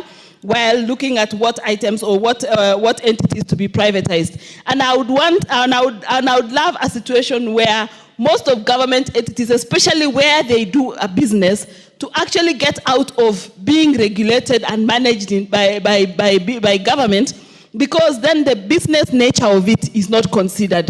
Because many times we would love to look at what Article 10 provides vis-a-vis what the business entails, and many a times the government would prioritize what Article 10 provides in the Constitution at the expense of business. And that is the reason why you find many businesses that are government-owned and government-run, when they compete with the private sector, you find that they don't make profits, they don't succeed, whereas the private sector businesses are succeeding because they are there to make business. An example, again, I want to give is the Portland Cement, which is partly government, partly private. It is competing in the sector with other private entities, and you find those private entities reporting very huge profits as compared to the publicly or government or entities that have government stake in it, because of the procedures that they are put for, that they are told they must procure using certain procedures, they must hire using certain procedures, at the expense of actually looking for the right value or the right personnel that they would have required to do the business. The other thing under this same act is the need to reduce budget drain on government resources. You find many of these entities, some of them are run down to a point where the exchequer, when Chico's money has to come in through and through to come and support these entities, which would have otherwise stood on their own and run the businesses on their own. And why is because, again, of those procedural issues that come with running a government entity. So I would want to support the act, the privatization bill that is before us, and say that once this is done and it is an act of parliament, I think many other institutions that are profitable in nature, even today, be considered for privatization, because privatizing a profitable entity helps government get better value for what it is that it is privatizing, as opposed to privatizing an entity that is struggling, that is not moving anywhere. I'd want to give a last example of Rivertex. Rivertex is a company that was started off as a private company. At some point, it went down, it collapsed, and later it was revived by government. And even now, after revival by government, it is struggling. It is barely opening its doors because of the many issues that have been brought because of being a government state-owned company. If that company was privatized and it was running as a private entity to make clothing, because that, if you look at what they are doing, much as it is strategic, it is not very strategic enough to say that you really need it as a private or as a public entity. So if it was running as a private entity competing with other cloth manufacturers, I think today it would be employing more people, opening its doors, doing a lot of business, and having the Eldoret city very vibrant because of its nature of the activities that it would be doing. But as we speak today, there is little or no activity in that company because of all these issues that we have brought through the public, through it being a public entity, and that has really clogged it down to a point where it is at near collapse at the moment as we speak. So I want to support this bill and say that this bill has come at a timely time, because many of the entities that government runs, or many public entities that government run, ideally really, should be entities that should be privately run, competing with other private entities, giving the best service to the people of Kenya. Because again, when we have a public entity which does not have any competition, you find that you will get it, either you get that service or no service. But when there is many companies competing, doing the same business, you get the best out of those because you have a choice as a Kenyan as to which service or which goods to go for, because they will have competitively been procured and competitively been serviced. And further to that is that all these companies are regulated in various acts of parliament, which then takes care of the consumer, it takes care of the Kenyan public, whether they're operating in public or whether they're operating as a private entity, because they will have to conform to acts and legislations that exist in this country. I thank you, Honorable Speaker, and I support. Let us be fair to the Honorable Joseph Oyula. And Honorable Joseph Oyula will be followed by the MP for Tetu. And the MP for Tetu will be followed by the Honorable Dr. John Makali Mulu. David. No, you are Dr. Makali Mulu. Yes. Yes, so give them the mic in that order. Thank you, Honorable Speaker, for giving me this opportunity to also contribute to this important bill. Honorable Speaker, privatization has been with us for some time. It's only that it lacked proper legal position in the country. We had some companies privatized, government companies like KCB and so forth, which were privatized and have done very well. So this bill enables the public also to participate fully in the running of the organizations. It will therefore help the country in ensuring that government does not participate in private enterprises, but lets it out to the public also to participate. The bill, Honorable Speaker, establishes authority indicating the functions, operations, and sets governance standards, which is very important for the organization to be run properly. The bill brings out legal methods, including public offerings, shows eligibility criteria for investors. Of course, the investors must be able to measure certain standards so that the organization can be run well. Honorable Speaker, privatization alters ownership of assets built through taxpayers' money. The taxpayers' money have been used in building the organization. Now, when we do the privatization, we alter the ownership. We ensure that government takes little control of the running of the organization. Privatization, Honorable Speaker, enables the government, the running of the organizations that have been hit hard by decision-making to be able to decide upon well so that the business can be done without much problems. The bill is not just about selling assets, Honorable Speaker. The bill is about redefining the relationship between government, citizens, and the economy. If the organization can be more economical under a different hand, Honorable Speaker, then it will create more, it will raise more revenue for the public. The privatization, therefore, ensures that organizations that can be run independently from government participation are properly organized. Honorable Speaker, we have seen what privatization has done in the past. Like the organizations I've mentioned, they used not to be well run. But after the privatization exercise, Honorable Speaker, you can see KCB is now a large organization. Although in some areas privatization also did not help much.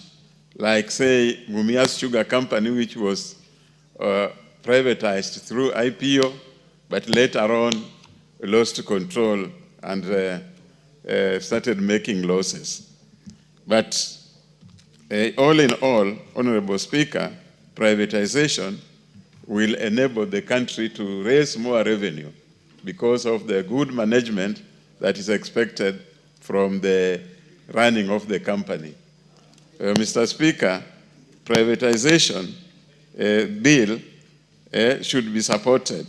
It's opening up for other organizations that the government should not continue handling to be privatized.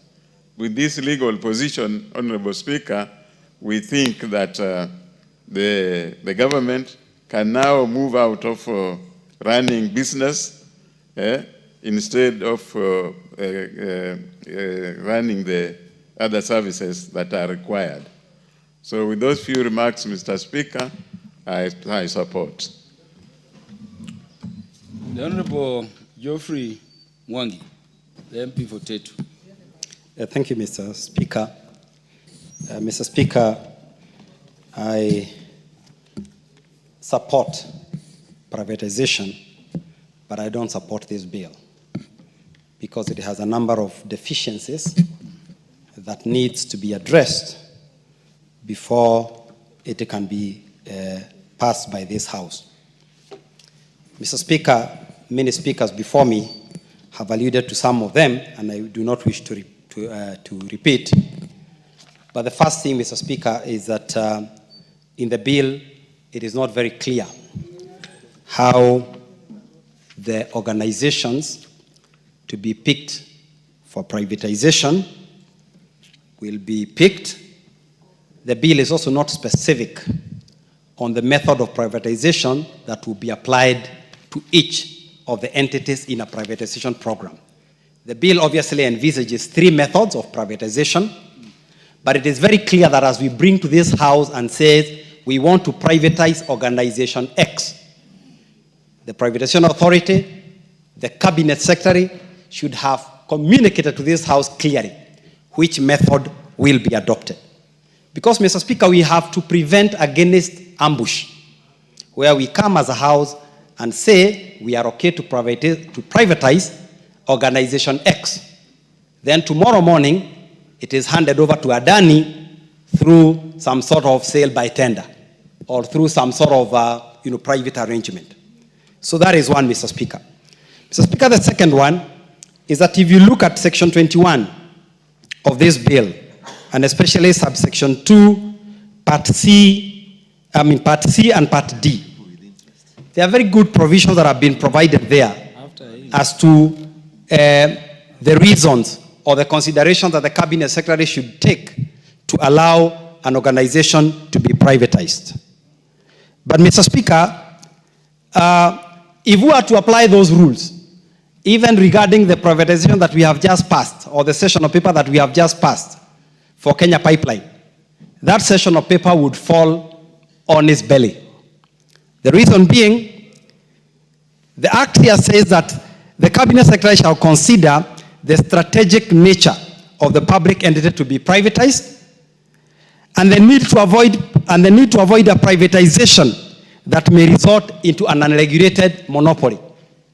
What we have just passed this afternoon for KPC is just exactly these two issues. We have given away a strategic asset, and Mr. Speaker, it is not fair to sell the family silver to settle grocery bills.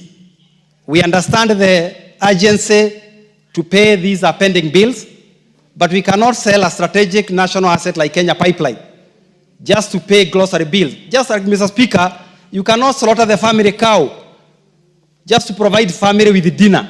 That is not very clever.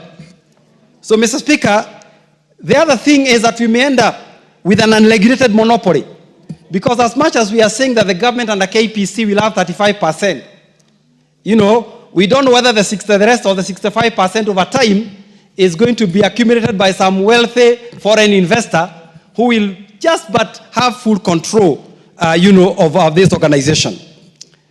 Mr. Speaker, I also note Section 29, and this has been raised by Honorable Otiende Omoro, that the Privatization Authority has been given a whole 8 years to finalize a privatization, but Parliament has only been given 60 days. So again, I would like just there to buttress the importance of, adding more time. Under Section 31, 32, Mr. Speaker, I see some inconsistencies between the words privatization program, which I believe is a list of organizations that are due for privatization, and the word privatization, which I believe here talks about a specific privatization of an entity. So again, Mr. Speaker, we need to be, there's inconsistency in the words used, in Part 4. So we either remove the word program so that the Cabinet Secretary presents to this House privatization, not a program, a specific organization for which he has determined is due for privatization, and he can bring many of them in a batch. He can bring this organization and this organization and bring all of them in a batch, for consideration, by Parliament. Mr. Speaker, if you look at, for example, just what we have passed here this afternoon, Mr. Speaker, and I would like to talk a little bit about Kenya Pipeline, because I really wanted an opportunity to speak about this, and I'm not trying to go back to debate, but obviously the bill was very hurriedly passed, and I believe at the behest of some other voice that came from somewhere where debate was curtailed unnecessarily. But, Mr. Speaker, if you look at the issue of Kenya Pipeline being a strategic asset, being a security asset, why are we rushing? We have so many dry cows, Mr. Speaker, if I may call them that, like Kenya Pyrethrum Board, people like Rivertex, who, Mr. Speaker, we can prioritize in privatization. Kenya Pipeline still pays a dividend. Kenya Pipeline is a strategic national asset. If today the Turkish investors or any other foreign investors who may buy this organization decide to deny the whole country fuel, Mr. Speaker, what are we going to do? So it is very, very important, Mr. Speaker, that as we go into this IPO, we are very careful. Also, Mr. Speaker, in a lot of these IPOs, if you look at the status of the country, People have no money. Kenyans are struggling to put food on the table. Who is going to participate, Mr. Speaker? It is going to be foreigners, and basically all we are doing is to give our strategic national assets, to foreigners. So, Mr. Speaker, what about the guarantee that the employees of these organizations, because again, if you look at all these bills, these items are silent. Will they be guaranteed of their security? So I see this whole Kenya pipeline session of paper and this again privatization bill just as another poor bidding by this House for the executive to pass the laws that will end up not being in the strategic interest and good of this country. So, Mr. Speaker, with those remarks, I support privatization, but I oppose this poorly scripted bill. Thank you. Thank you. The Honorable Dr. Makali Mulu. And let me apologize, I confused you with John Makali, Honorable John Makali. Yes. Yeah, thank you so much, Honorable Speaker. Honorable Speaker, you're not the first one to do it. At some point, I've actually suffered because of the two names. You know, we have John Makali and we have Makali Mulu. And I remember when we were doing the finance bill, there was that confusion that Makali Mulu had voted yes for the finance bill. Basically because they saw the name Makali, they never bothered to check the second name. But there's no problem, Honorable Speaker. Honorable Speaker, let me also thank you for this opportunity as I make my contribution to this important bill. Honorable Speaker, this bill is very important, and from where I sit, this bill should have actually been passed by this House many, many years ago. Why am I saying so? Honorable Speaker, this House and this country has passed many laws which allowed creation of some of these parastatals. And Honorable Speaker, if you look at the number of parastatals we have in this country, they are actually very many. And basically, you have three categories of parastatals. You will have some which are commercial in nature, and the expectation is they should be generating money for the government so that they create wealth for this country, they increase our revenue collection, and all what comes with wealth creation, Honorable Speaker. The second category is what I would call social parastatals, ones which serve social interests. Things like NHIF, things like NSSF, parastatals which you don't expect them to make any money, but are good for ensuring that socially they benefit Kenyans. And then the third category, Honorable Speaker, are what we call strategic parastatals. Parastatals which are there to serve the nation. They may not be making money for the country, but at the same time they are not serving social interests, Honorable Speaker. These are parastatals like what we have been saying always about Kenya Airways, where even though it is loss-making, but we continue supporting it as a country. And I would also categorize Kenya Pipeline into that, Honorable Speaker. Parastatals which are critical for the country, and more so for the security of the country, Honorable Speaker. Honorable Speaker, looking at this bill, and without repeating what my colleagues have said, there are some clauses in this bill which are quite critical. And one of them is the clause of public participation, Honorable Speaker. And I wanted to revisit the issue of public participation, and more so the one which is going to be initiated by Parliament, Honorable Speaker. You know, Honorable Speaker, Kenyans would expect Parliament to be very effective in carrying out public participation. And this is basically, Honorable Speaker, because this is the only assembly which represents Kenya, all corners of this country. And the expectation is that as a House, whatever we pass here should be for public interest, Honorable Speaker. So the issues raised by Omoro Atieno and Honorable Member Voteto, Honorable Speaker, are issues which you need to revisit. And when we go to the third reading of this bill, we must make sure that we get them right. The second important issue, Honorable Speaker, is the issue of the principle of transparency and accountability in this bill, Honorable Speaker. This issue has really been discussed in this. And this is very important. This principle of transparency and accountability is very important, Honorable Speaker. Why am I saying so, Honorable Speaker?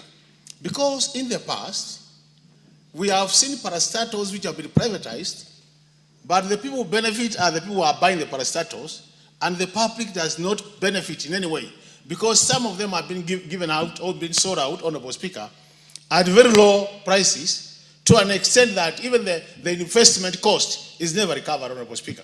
So I think, Honorable Speaker, this is a matter, as a House, we must ensure that this principle of transparency, Honorable Speaker, we need to entrench that part so that whatever we are going to be in future to be privatizing, Honorable Speaker, we must ensure that it's done in an open way for the Kenyans to benefit. The third matter, Honorable Speaker, is this bill also becomes very important because of the duplication issues. Honorable Speaker, most of these parastatals have what I would call duplication laws. Laws have been duplicated, Honorable Speaker.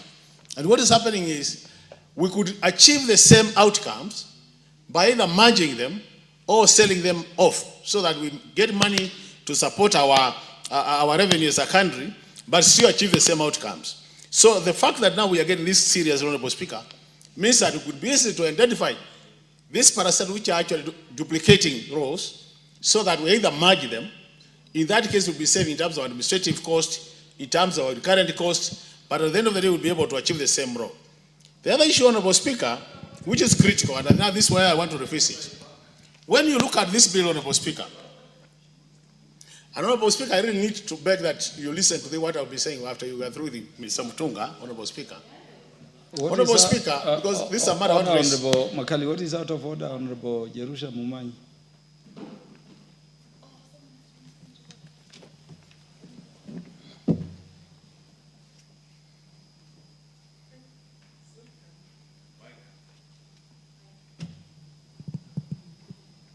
Thank you, Honorable Speaker.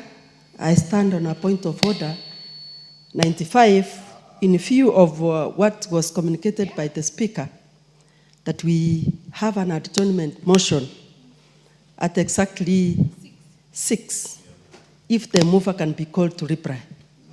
Just take back your seat. Honorable Makali Mulu, by way of practice, will conclude first. Then I'll remit your request to the House for decision. Honorable Makali Mulu, proceed. Honorable Speaker. Honorable Speaker, now it's unfortunate. The honorable members interfered with my flow of thoughts, but let me revisit. Now, what I was saying, Honorable Speaker, is I was saying, Honorable Speaker, and I really want the majority leader to listen to this. Honorable Speaker, we are discussing the privatization bill now. Just about 2 hours ago, we passed the privatization of the Kenya pipeline. The session of paper. How I wish we had done it the other way around. How I wish we had done it the other way around. Why am I saying that, Honorable Speaker? I'm saying this because, Honorable Speaker, when you look at this bill, it adds a lot of value to the process of privatization of public entities.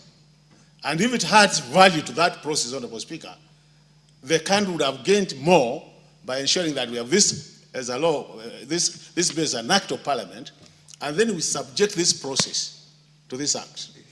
I'm telling you, Kenyans will have benefited much. But now what has happened, Honorable Speaker, and this is what I was saying, because this is the work of the House business, Honorable Speaker. And I've sat in the House business for the last 10 years.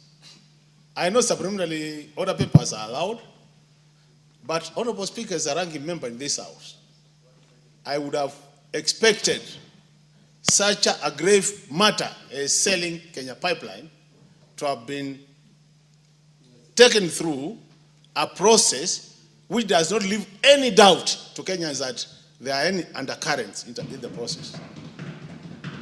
We might not want to say it here, but Honorable Speaker, I thought I need to say that, with all due respect to the process, that this thing called Kenya Pipeline, Honorable Speaker, I want to give you an example.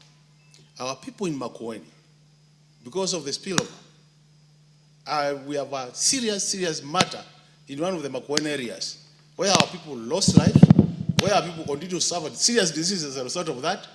And as we are talking, Honorable Speaker, that matter was never resolved. So leaders from our region would have expected a situation whereby, even before we conclude that process, Honorable Speaker, that matter will have been discussed to the end, Honorable Speaker. And in that case, Honorable Speaker, Honorable Makali, we will not disadvantage any Kenyan. Honorable Makali, you may be right, but Parliament has made a decision on the matter. I've seen it in the... And that decision could be because of several, among others, that issue you are talking about. Yes, so I want to discourage us from, seeking to review a decision. No, I know the decision has been made, Honorable Speaker. By Parliament properly. Honorable Speaker, I'm a ranking member just as you are, but I know what we say goes to record. I know that motion was passed by the House. It is history. But the good thing is I have a chance now to talk about. I'm talking on this matter as part of my contribution to the privatization bill, which actually touches on this matter. Honorable Makali Mulu, you have done very well. But Honorable Speaker, as I conclude. The point I'm making, Honorable Makali, yes, is that it is wrong for members of Parliament to cast aspersions on the procedures Parliament is using to transact its business.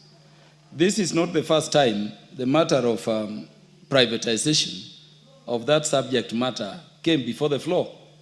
You remember even before recess, it was on the floor. By the way, I remember... And you know, Honorable Makali, that the House Business Committee, I don't know whether it is in the standing orders, but by practice meets around noon.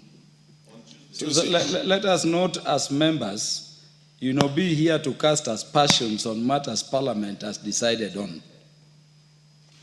Anyway, Honorable Speaker, what I'm saying, and I want to repeat again. Yeah, conclude. I want to repeat again, Honorable Speaker. I've been a member of the House Business for 10 years. I'm not casting any aspersion, Honorable Speaker, to this committee, but what I'm saying, Honorable Speaker, as a country and as a House, Honorable Speaker, is the public knowledge that our trust out there as a House has gone very low.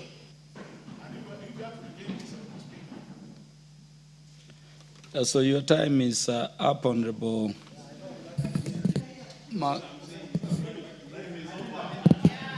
No, Honorable Makali Mulu, you've not requested for time. If you did, I would have made a decision on it. Yeah, honorable members. Yes. Honorable members, the Honorable Jerusha Momanyi, standing at her place, moved that the mover be called to reply. I now put the question under standing order number 95, that the mover be called to reply. Will as many as are of that opinion say aye? Aye. Will as many as are of the contrary opinion say nay? Nay. Yes, the ayes have it. The ayes have it. So mover will reply. Thank you, Honorable Speaker, and thank you because... Order, honorable members. Honorable Speaker, Honorable Kajuang, Honorable Nyikal, just order. You remember I asked the question and paused to listen very carefully. Yes. I had two members. They were very loud. But really, there were more. There were more members in terms of the ayes. So Honorable Speaker, on a light note also, yeah. 10 voices cannot compete with the Honorable TJ Kajwang's voice alone. And democracy is about numbers. Therefore, the ayes had it because there were more people saying ayes than Honorable Kajwang and Dr. Nyikal. But Honorable Speaker, allow me to take this opportunity to thank all the members who've contributed and just reply to some of the salient issues that have been raised, beginning with what Honorable Makali Mulu was raising, on the need to have other privatization, modes of privatization or other ways of enhancing the efficiency of government or state-owned corporations. And indeed, it is true, and Honorable Makali Mulu has sat in the Budget and Appropriations Committee. He was indeed my member in the Budget and Appropriations Committee. And many of the things that we dotted together as members of the Budget and Appropriations Committee that government needs to do is the issues that we are speaking to today, privatization, through either IPOs or getting strategic investments, merging state corporations, and indeed I want to confirm to Honorable Makali Mulu, as he was saying, that there is also the drive and the move to merge some of our state-owned enterprises, those that duplicate functions, to enhance efficiency and save on public resources, and therefore in direct answer to an issue that Honorable Makali Mulu has raised. I can confirm that.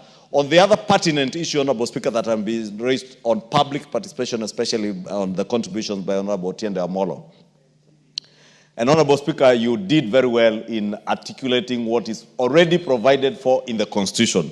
And Honorable Amolo was posing the question as to why are we specifically providing under this statute for the Cabinet Secretary in the National Treasury to carry out public participation.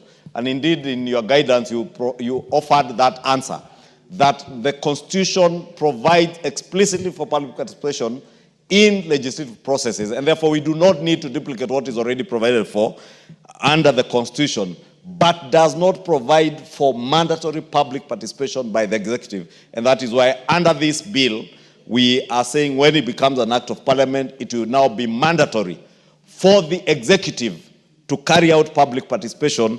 And I did say when I was moving that this bill seeks to address many of the issues that were raised by the court on issues to do with public participation, inclusivity, and I did state in moving that we are making sure that even stakeholders, all stakeholders involved in this process of privatization are involved in that process. And therefore, the straight answer to Honorable Otiende Amolo on why we are explicitly providing for the executive to carry out public participation is to make sure that there is no lacuna in terms of ensuring there is inclusivity, that also we involve all the stakeholders, and therefore the executive is obligated to make sure that even before they bring that privatization program and process to Parliament, they have done their own public participation. Parliament, as is provided for by the Constitution, will, as a matter of constitutional obligations, carry out public participation. Does the 60 days the Honorable Otiende Amolo was speaking to constrain Parliament in terms of public participation? It does not. Because by tradition and even practice, ordinarily we do our public participation within 7 days. 7 to 14 days. I think the longest public participation that I have seen over the last 3 terms of parliament that have been in this house is one that went on for about 28 days. But normally, within 7 days, Parliament is able to conduct public participation, even on critical bills like the finance bill, where they go out of the country. They do it, even the Budget and Appropriations Committee, which Makali Mulu sits in. Within 7 to 10 days, they have finished public participation, even outside where Parliament sits in Nairobi, in the counties. And therefore, the 60 days that are being provided for approval of this process by Parliament does not in any way constrain public participation, since we can do public participation. On the issue of tribunals under Section 53, Honorable Speaker, that you alluded to also yourself, as Honorable Otiende Amolo was contributing, it is true there is already a tribunals bill which is already under publication. And very soon Majority Leader, there is an adjournment motion which was allowed. 6. Yes, let me conclude with so that. the House was to adjourn at exactly 6 to go into that motion. Sorry, I forgot to look at the time, Honorable How Speaker. long will you... 2 minutes and I'm done.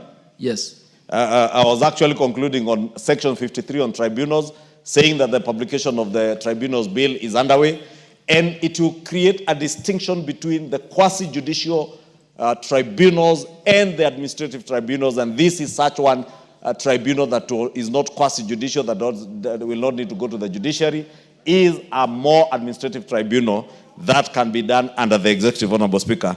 And therefore, with those many remarks, Honorable Speaker, I need not reply to the political issues that were being raised by some members. Honorable Wandeto spoke a lot on political issues that are not important in such an important matter as privatization, and therefore, I beg to ignore those political issues. They can be dealt with in other forums, like in funerals and weddings, not on the floor of Parliament, and therefore ignore those, and I therefore beg to reply. This is a very progressive bill, and it will offer us an opportunity to do what is right, what is good for the people of Kenya, to be able to raise revenues through other alternative means of raising revenue other than taxing Kenyans or going out to borrow.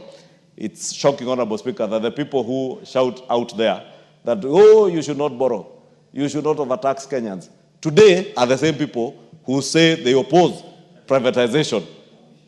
And that tells you, Honorable Speaker, the fallacy of politics. And that's why I chose to ignore the Honorable Wandeto and others who are on political issues. I beg to reply. Honorable members, I've confirmed the House has quorum to transact business. And I therefore proceed to put the question that the privatization bill order.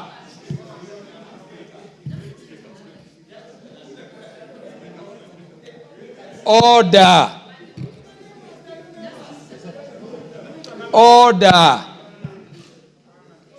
Yes, so I put the question that the privatization bill, National Assembly Bill number 36 of 2025, be now read a second time. Will as many as are of that opinion say aye? Aye. Will as many as are of the contrary opinion say nay? Nay. The ayes have it. Yeah. Yeah, next order. Next order. A bill for an act of parliament to provide a regulatory framework for the privatization of public Next entities, order. to establish the privatization authority and for connected purposes.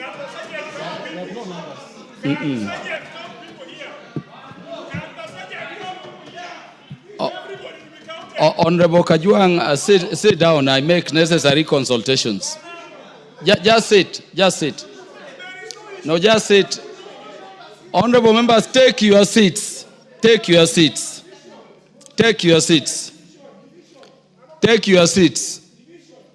Are any members calling for division? Yeah, so just a minute, I consult.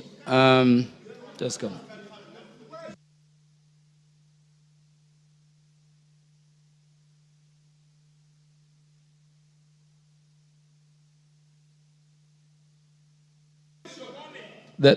Honorable Kajuang, kindly approach the speaker. Sit down. Take your seat, Honorable Mawade. Take your seat. You see.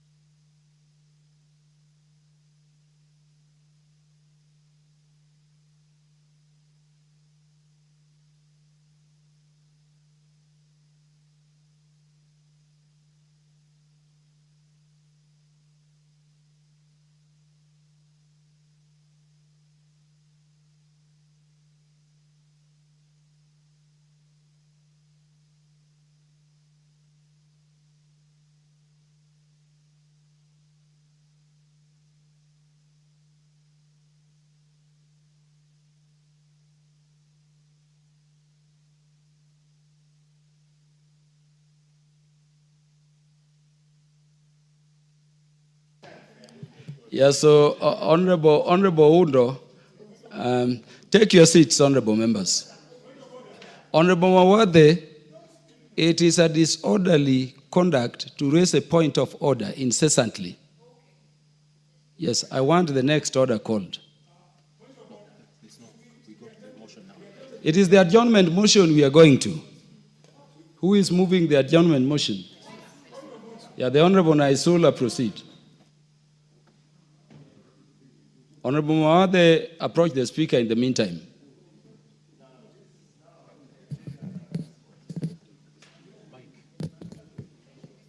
Would you give Honorable Naisula Lesuda the mic? Thank you, Mr. Speaker. Honorable Speaker, pursuant to Standing Order 33-1, I seek leave for the adjournment of the House for purposes of discussing a definite matter of urgent national importance regarding the alarming rise in cases of femicide and gender-based violence in the country. Honorable Speaker, in the recent months, there has been a disturbing surge in brutal killings and abuse of women and children. This worrying trend has been evidenced by several horrific incidents across the country.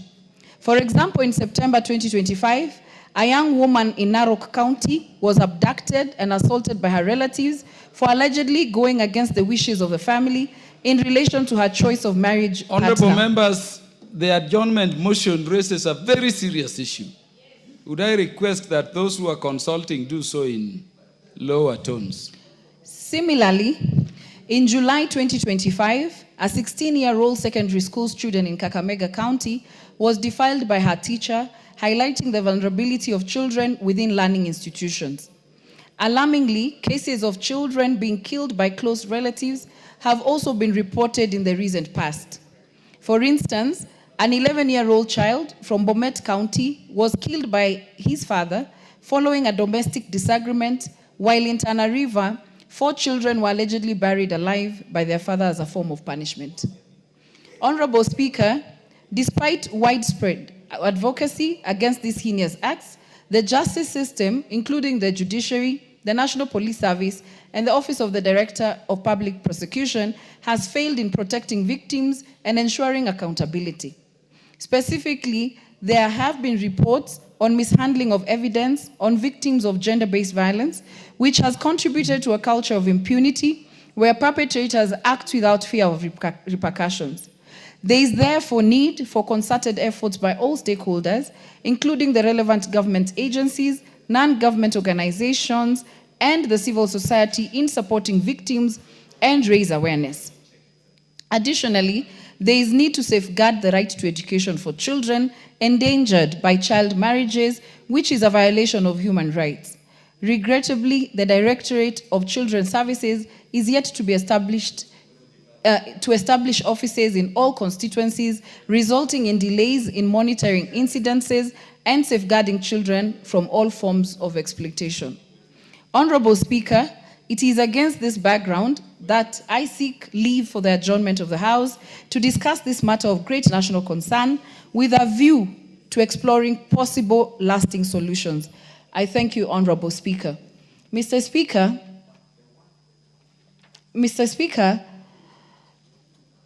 I want to first thank the Speaker for accepting this House to adjourn to discuss this national matter. And Mr. Speaker, I would even want to say that femicide and gender-based violence, at the rate that it is going on, it should be declared a national disaster, Mr. Speaker. Mr. Speaker, we cannot be a country that sees its children, and you know it has been said that if you want to know how a country is or how leaders are, and leaders, it means everybody, because I'll explain who needs to be on the table on this matter, Mr. Speaker. It is how it treats its most vulnerable people, Mr. Speaker. And for me, children, women, they are very, very vulnerable in our society, Mr. Speaker. And how we treat this matter, Mr. Speaker, just like the gentlemen who are standing, consulting in loud voices in this House, Mr. Speaker, how they are taking this matter, Mr. Speaker, just tells you how serious this matter is being taken in this House, Mr. Speaker. And I would like you to protect me from the gentlemen here who are consulting in loud tones, Mr. Speaker. Mr. Speaker, I need your protection. I need the members to consult in low voices or they go out. Order, members. These ranking members, order. We want to see and hear. And it is a speaker the doing that. member in total silence on these important matters. Yeah. Thank you, honorable members, for dispersing. You may continue. Thank you very much, Mr. Speaker, for your protection. It's okay. So, Mr. Speaker, as I was saying, as a nation, how are we treating our children? How are we treating our women, Mr. Speaker? And that doesn't also mean that there are no boys or men who are actually facing gender-based violence. Just as I said, the child who was killed in Bomet was actually a boy. And so this is why, and that is why it's also called gender. It is not just called female or women, Mr. Speaker. Mr. Speaker, because I know I only have probably 5 minutes, since it's an adjournment motion, I want to give the way forward. Because I cannot overemphasize what is going on in the country. In my own constituency, Mr. Speaker, 2 days ago, a father killed 2 of his children and stabbed the wife. Right now, I'm dealing with a child who was raped by a doctor, a person who children go to and women go to. We have a case in my court of a doctor sedating children and raping them. Mr. Speaker, I am in a group called KEWOPA, Kenya Women KEWOPA Parliamentary Association. Every day, the women in this house share horrific stories of what is happening in their counties and constituencies, Mr. Speaker. And that is why I'm also pushing that in this parliament, we need to have social, psychological support, and especially of the women who sit in this house, Mr. Speaker. Because it is the women in this house who every day have to deal with such matters. I see it, I feel them, I see what they are going through in their constituencies, Mr. Speaker. And that leads me to a point, Mr. Speaker, I urge on my male colleagues that maybe the fact that every time there is an issue of femicide and gender-based violence, even in the country, the first question that everybody asks is, where are the women leaders? What are the women leaders doing? This is a national issue for all of us. My male colleagues, I call upon you, please speak up, please stand up for the women and even the boys who are being molested, who are being killed, and even the girls. Because you're the leaders, even of our families. Your voices will be heard. Because maybe people are also tired of the women crying every day and the women talking. And so I urge my male colleagues to also stand up to be counted. The girls, the women, Mr. Speaker, for a long time we've been pushing issues of early marriages, issues of FGM, and it is the women of this country who have been doing it. In civil society, in parliament, in the church, in schools, it is the women who have been doing it, Mr. Speaker. And that is why in some places we have made progress. That is why in a constituency like mine, they can now elect a girl or a woman. We have made progress. Now, we are being told the girls have gone ahead. Oh, you women, why are you forgetting the boys? So, you men, uncles, fathers, also come and talk to the boys. Because there are things I will not know how to talk to the boys about. I don't know about wet dreams. I don't know about I don't know. But I know about menstruation. I can talk to my girls about it. I know a number of things. Please stand up and also talk to our boys. Be strong father figures. And let us raise our children collectively as it was in the past. We've become so individualistic and capitalistic as a country that everybody just thinks about themselves, their families in nuclear. And I can see already my time is about to end. So I'll now say what I think needs to be done, because a lot has to be done. It has to start at the family level, that the family has to stop protecting perpetrators of gender-based violence and femicide. It has to start at the police stations. When these children come to report, one of my police officers asked the mother of a child who came to report, Mr. Speaker, please give me just 3 minutes.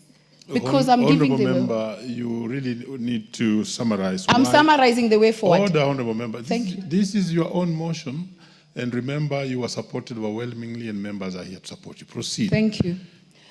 The policeman and a woman laughed at that girl and told her, how is that a child? She looks over 18.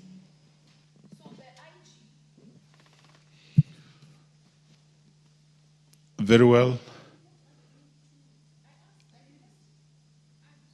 Okay, let's give you 1 minute. Remember, it's your own motion. Members want to speak on it. So quickly, police. Quickly, ODPP. Quickly, judiciary. Consequences. There has to be penalties. Serious ones. And by the way, also I realized we have a register of offenders who have been jailed. Please put it public. Let everybody know who are these offenders, so that we know them, so that my girls cannot date people who are rapists, who are defilers. And so the justice system has to work in this country. It doesn't matter how many advocacy meetings we will have, how many times we will talk in this house. There has to be consequences for killing, for raping. There has to be very serious consequences. And if the ODPP, if the police, if a judicial officer messes again with any case or interferes, they will know that as a people we are angry. Thank you, Mr. Speaker. The Honorable Martha Wangari. Thank you, Mr. Speaker. And Mr. Speaker, being an adjournment motion, I know the standing orders give us 5 minutes, so I'll try to be brief. One is to congratulate Honorable Naisula Lesuda for this motion. Mr. Speaker, if you looked at the numbers that stood up to support this motion and you compare with the numbers now, you'll see that sometimes we don't walk the talk, Mr. Speaker, because this is a matter that is actually hurting our country. Mr. Speaker, there is no pain. I have 5 minutes. Please don't take my time. So kindly, the microphone.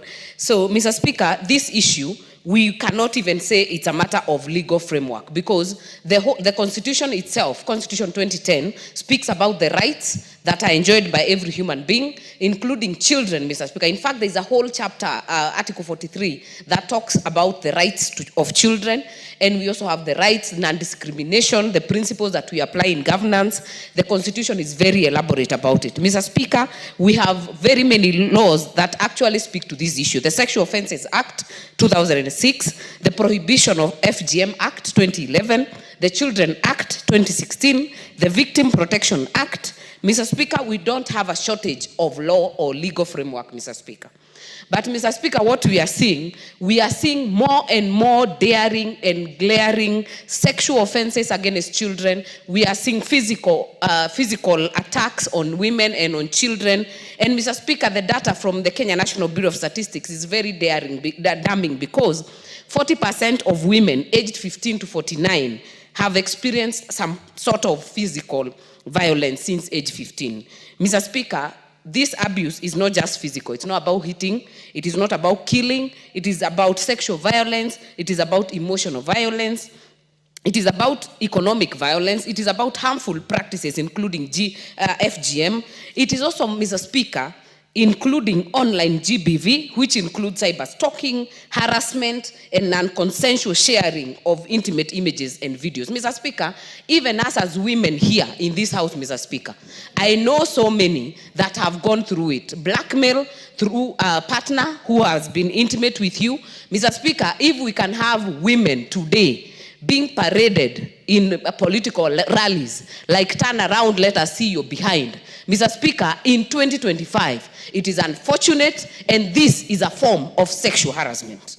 Mr. Speaker, I want to pick one case, and I know every member in this country has a story on SGBV, has a story on children. Mr. Speaker, we are just speaking about a case in Kangema, some place called Kanorero.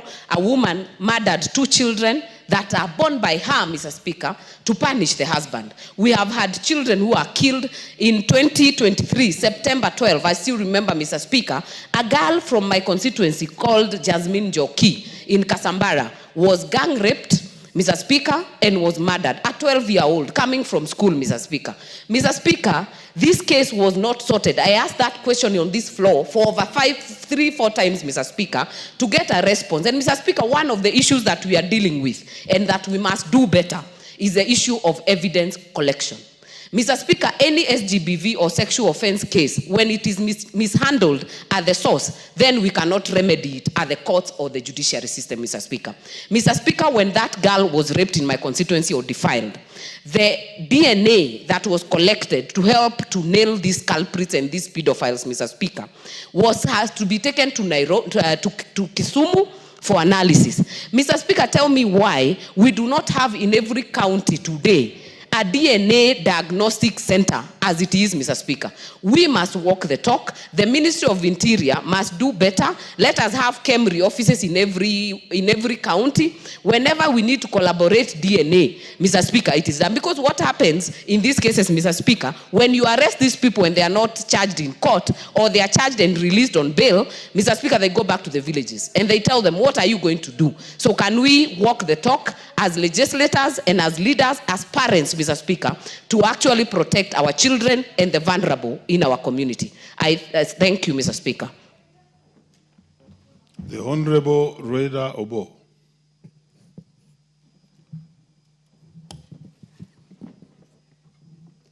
Asante Bwana Spika, nami kunipatia hii nafasi nami nichangie. Pia namshukuru, nataka nimpongeze Mheshimiwa Nesula Lesuda kuleta huu mjadala. Kwa hakika ni ukatili kuua kiumbe chochote. Lakini ni ukatili zaidi kumuua mwanamke. Maana saa nyingine hawezi kujitetea, au yule mtoto kumuua ni ukatili zaidi. Lakini kabla sijaendelea kuzungumza, nataka nirekebishe hapa kwamba imezungumzwa Tana River, kile kisanga ambacho inatembea kwa mitandao, lakini nimehakikisha nimepiga Tana River, nimempigia women rep wa Tana River, amenihakikishia si kwao. Hata kwa hiyo Keopa nimetuma hiyo video, huyo mama akisema ilikuwa akifanya tu mzaha. Lakini mzaha huo wa maisha, kuchukua watoto kuweka ndani kwa mashimo, hakuna mzaha huo. Kwa hivyo si Tana River, nataka niwahakikishie si Tana River. Lakini kokote kule duniani Tana River, nimempigia women rep wa Tana River, amenihakikishia si kwao. Hata kwa hiyo Keopa nimetuma hiyo video, huyo mama akisema ilikuwa akifanya tu mzaha. Lakini mzaha huo wa maisha, kuchukua watoto kuweka ndani kwa mashimo, hakuna mzaha huo. Kwa hivyo si Tana River, nataka niwahakikishie si Tana River. Lakini kokote kule duniani ambaye mtu alifanya kisa kama kile, si sawa alivyofanya. Wanawake hapa Kenya wakipata haya masaibu, kwangu Lamu Mashariki inakuwa ni shida zaidi pale eneo na wakilisha. Kwa sababu kwa changamoto za usafiri inasababisha shida hizi zikawa mara 10 ya yule mtu wa Nairobi anapata. Kwa mfano nitoe mfano pale Basuba, wodi ya Basuba. Pahali parahisi mtoto akinajisiwa, pale anafaa kulingana na zile kituo cha polisi anafaa kufika kulingana na maeneo yake ni Kiunga. Lakini inakuwa kwake ni rahisi aende apitie Hindi, apitie Mokoe, aende paka Lamu, afike Lamu ndio ashtaki. Saa nyingine gharama inakuwa kama 7,500 kuchukua pikipiki kutoka Mangai upitie paka Hindi uende huko, ambapo anaenda sub county headquarter. Lakini ilikuwa naende Kiunga, lakini kufika Kiunga ni karibu, kufika ni karibu, lakini kwa sababu ya usalama au changamoto zingine hawezi fika pale. Sasa unaona mambo mengi yanafanyika, lakini inanyamaziwa chini kwa sababu anaona mimi nimeathirika hivi, kisha tena nitumie 7,500, kisha niende thibitisho ya kuonesha imeshapotea. Yani inakuwa changamoto zaidi. Kwa hivyo mimi nilikuwa naomba sisi hapa, mimi nimeenda paka kwa IG kwamba hii gender based desk iboreshwe. Naomba hapa sisi kina mama tuanzishe sheria ya kuhakikisha kuiweka nguvu ile gender based desk.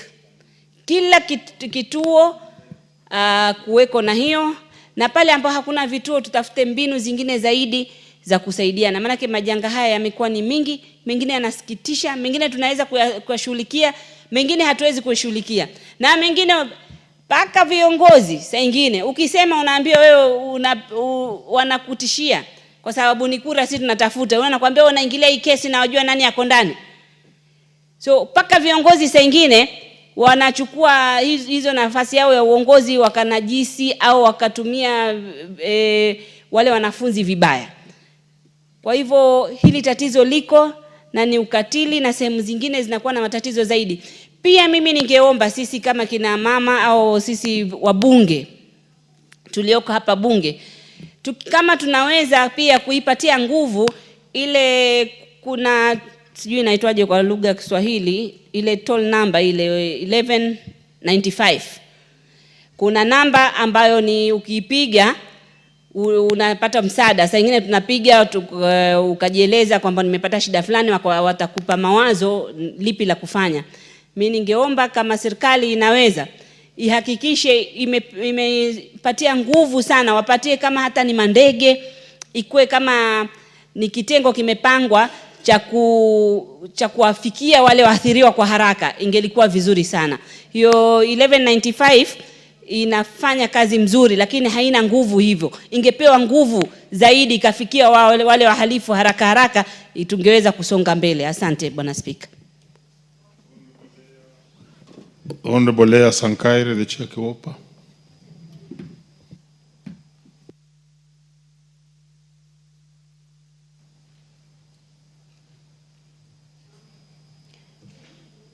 Thank you so much, Honorable Speaker. I rise to support the motion and thank my sister, Honorable Naisola, for bringing up the motion. The issue of GBV and femicide has become not only a women issue, but it has become a national issue. It's an issue that needs our holistic approach in dealing with it, because it has become a disaster in our country. Honorable Speaker, it is worrying to hear of the numbers of the reported cases of femicide and gender-based violence. And I can say that even in the reporting, those are just reported cases, because we have thousands and thousands of unreported cases back at our homes and constituencies of gender-based violence and femicide. Honorable Speaker, it is becoming worrying and it's becoming threatening to wake up every day, and especially for the women leaders. Every single morning when you wake up, the first call you receive is of a woman or a girl or a boy that has undergone gender-based violence or has undergone femicide. Mr. Speaker, it's becoming a worrying trend in this country. Women's, children, and everyone's life, especially women and children, are in danger. You don't know who is next. Mr. Speaker, in the last 1 month, I have had to deal with about 4 or 5 cases in my county, which is very unfortunate. One of the cases was a woman who was working in Kiserian town, left her workplace at around 7 p.m., and the following morning, she was found dead in her house, and actually her house half burned. Mr. Speaker, when we were addressing that issue, the following week, another woman also working in Kiserian Market was also found dead in her house. Mr. Speaker, it is becoming unbearable. It is becoming unbearable, and it is wrong that women's lives, the lives of women and our children are in danger, and we need to do something, and we actually need to look into this issue, not just as a women issue, but as a holistic issue. Because where we're heading to as a country, it's becoming a national disaster. I think we should just announce as a national disaster so it can get the attention that it so requires, and actually get the attention that it requires, because it requires a lot of attention. Mr. Speaker, one of the issues that we're actually coming across when facing these cases is that each and every case in Kenya is actually bailable. You find a culprit that has been held in custody, but even the one that is actually being suspected of murder is given bail and goes out again to continue doing the things that they do. Those are the things that we need to change in this house to make sure that a perpetrator suspected of murder cannot be given bail or bond to get out and continue with the acts. Mr. Speaker, it's becoming also it's so difficult, especially when we do not have DNA diagnostic centers in every constituency or in every county. And so most of these cases go unreported, and sometimes when you report them, they have to travel for kilometers away to go and look for a diagnostic center. Mr. Speaker, I think it's an issue that needs urgent attention. It's an issue that calls for national attention. It's an issue that calls for our judiciary, our police, our leaders, and everyone in this country to start speaking about GBV and look for ways to curb this thing because it's becoming unbearable. Honorable Speaker, we are also requesting that the gender desks be moved from the police station to hospitals, because most of these cases, when they go to report at the police stations, you find that you have to go to the police station, back and forth to the hospital again and back to the police station. We request that this gender desk be moved to the hospitals so that it becomes easy for the victims to report and actually be treated at the same time. And so, Mr. Speaker, these are the things that you are calling for reforms and you are calling to be looked into, so that these victims don't go to the police station, report, and again go to the hospital where they walk for long distances and even evidence is lost on the way. These are the things that you are calling for, Mr. Speaker. Mr. Speaker, we also... Mike. The Honorable Ivo Barra. Thank you very much, Mr. Speaker, for giving me the opportunity to contribute to this motion.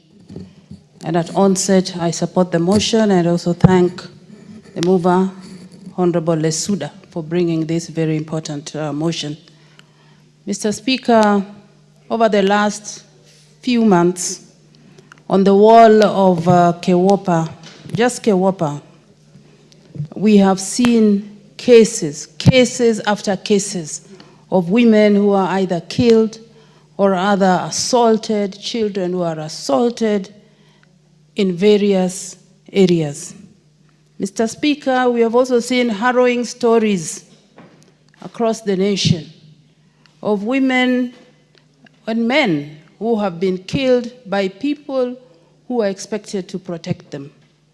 Mr. Speaker, recently there was a case in Busia where a lady was stabbed severally by her husband and killed in the full view of her child. Mr. Speaker, the husband went further to rape the house girl in the full view of the child again. So you can imagine, you don't even want to imagine what that child is going through at this moment. This is not the only case, Mr. Speaker. We've had cases of women thrown down balconies by men they met through social media. Some of them they are known, some of them they didn't know.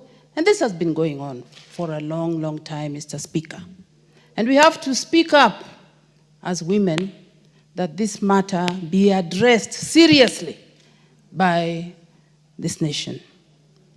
Mr. Speaker, I support my colleagues that we should have gender-based desks in each and every sub-county, and preferably to be manned by a lady, for the simple reason that women, by nature, are emotionally prepared sometimes to handle some of this or have sympathy to people who have been affected.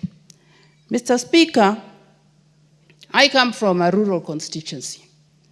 Mr. Speaker, we've also had cases of women being killed by men who have inherited them. Mr. Speaker, in one of my forums in the constituency, I asked that the chiefs or the SECs within the communities should insist on certificates of good conduct from some of these men who just appear from nowhere and they start living within the community. That there must be a certificate and they must say where they've come from, because some of them are even murderers. You remember the case of that lady from in Isili who was killed. Mr. Speaker, I remember the driver had come from Ethiopia and he had killed before coming to Kenya. And when he came to Kenya, he now camouflaged his background to be having been in the army. He was a good man. He was doing all these good things to the family of this lady. What did he do in the end? He killed her. So we must be vigilant as a community, as Kenyans, to make sure that these people who come within our communities must be reported. And if you know somebody who has done that, I'm asking all our people in the communities to make sure that they report them. Mr. Speaker, we should not forget that the border riders, I believe that they are our first line of security, because these people are the ones who know who has come to the community. Is this a visitor? They know all those things. So I believe the police should work very closely with the border riders to be able to root out or to remove these characters from society. Thank you very much. Once again, I support. Thank you. The Honorable Timothy Toroitich. Thank you, Honorable Speaker, for giving me an opportunity to contribute on this very important subject. From the Honorable Speaker, I wish to thank the Honorable Lisuda for being such a pragmatic leader in this country, to be able to bring such a motion to address this pertinent matter. Honorable Speaker, however, in this country, many people misuse or misinterpret the term gender to mean women. Even in the drafting of our constitution, the way the drafters' mind was to interpret gender to mean women. But be that as it may, Honorable Speaker, the gender that has suffered in this country, insofar as violence is concerned, is the female gender. And therefore, Honorable Speaker, we, as a male or as a man in this country, I wish to condemn femicide and gender-based violence in the strongest terms possible. Honorable Speaker, however, if you look at our Constitution, in particular Article 29 and Article 53, this issue has a foundation in our Constitution. For the avoidance of doubt, Honorable Speaker, Article 29C says that every person has the right to freedom and security of the person, which includes the right not to be subjected to any form of violence. That is Article 29. Honorable Speaker, Article 53 also says that every child has a right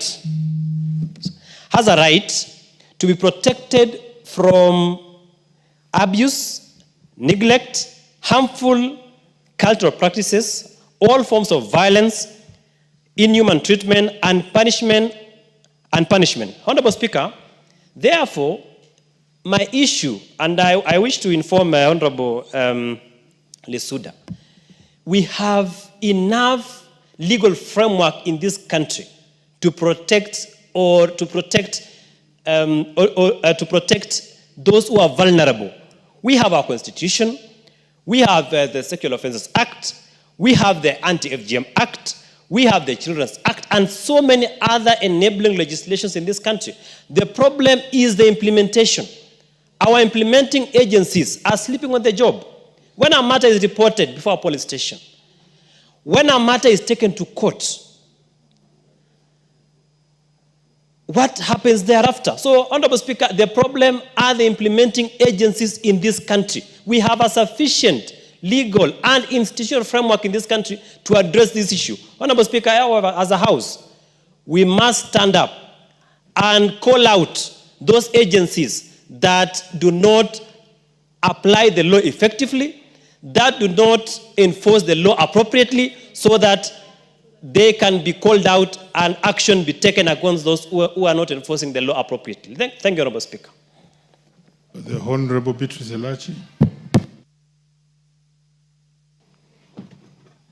Thank you, Mr. Speaker. I also rise to support this motion and to thank the Honorable Naisula Lisuda for indeed bringing in a topic at a time when we are facing a lot of challenges, Mr. Speaker. Mr. Speaker, just this weekend, Purity Momanyi in Kawangware was really battered by the husband. And these were reasons because of economic stress, Mr. Speaker. But you see, Mr. Speaker, this issue of femicide has now, you find that it is so normalized because it's always victim blaming. And you find that it is very difficult sometimes even to face and wonder, what do you do? Because when you go to court, like now, I know Purity is in court. It will take a while for her to just find justice in that. So, Speaker, the other thing that you face in the whole issues of gender-based violence is intimate partner violence. And this is the intimate partner relationship, which is very common and a very tough sight when you look at partners, how they are living. Even goes beyond our age, gender and age dynamics are also part of the biggest challenges that we face. But more importantly, the numerous challenges we face now is when now you find the victim and the perpetrator. They are families, they are living together. You'd wish to indeed try and get a solution for them. But because of our cultural norms, again, you find those are barriers that are facing a lot of women in this country. I mean, I looked at the video for Our Lady in Narok. Very serious cultural barriers. But you look at the whole scenario, you find there's a lot to be dealt with, as much as you are moving to see how do we get solutions. And so even as we appreciate, and I want to thank the President, because the President was able to give each woman in this August House resources, Mr. Speaker, to go out there just to create awareness. But I want to also say this. As much as we've created that awareness, you've made people, trust me, Mr. Speaker, there is a lot to be done. A lot to be done. And it is important for us to know that as much... Honorable Archie, did yes, you say there are resources for awareness? Well, I wouldn't say there are resources. Well, there are, yes, resources for awareness that were given by government, not the President himself. He was part of those who were advocating that government should see how to support him. And they supported as government. I was just appreciating because he was the advocacy person number one to ensure that those resources have come. But it was from government coffers, not from the President himself and not the President giving.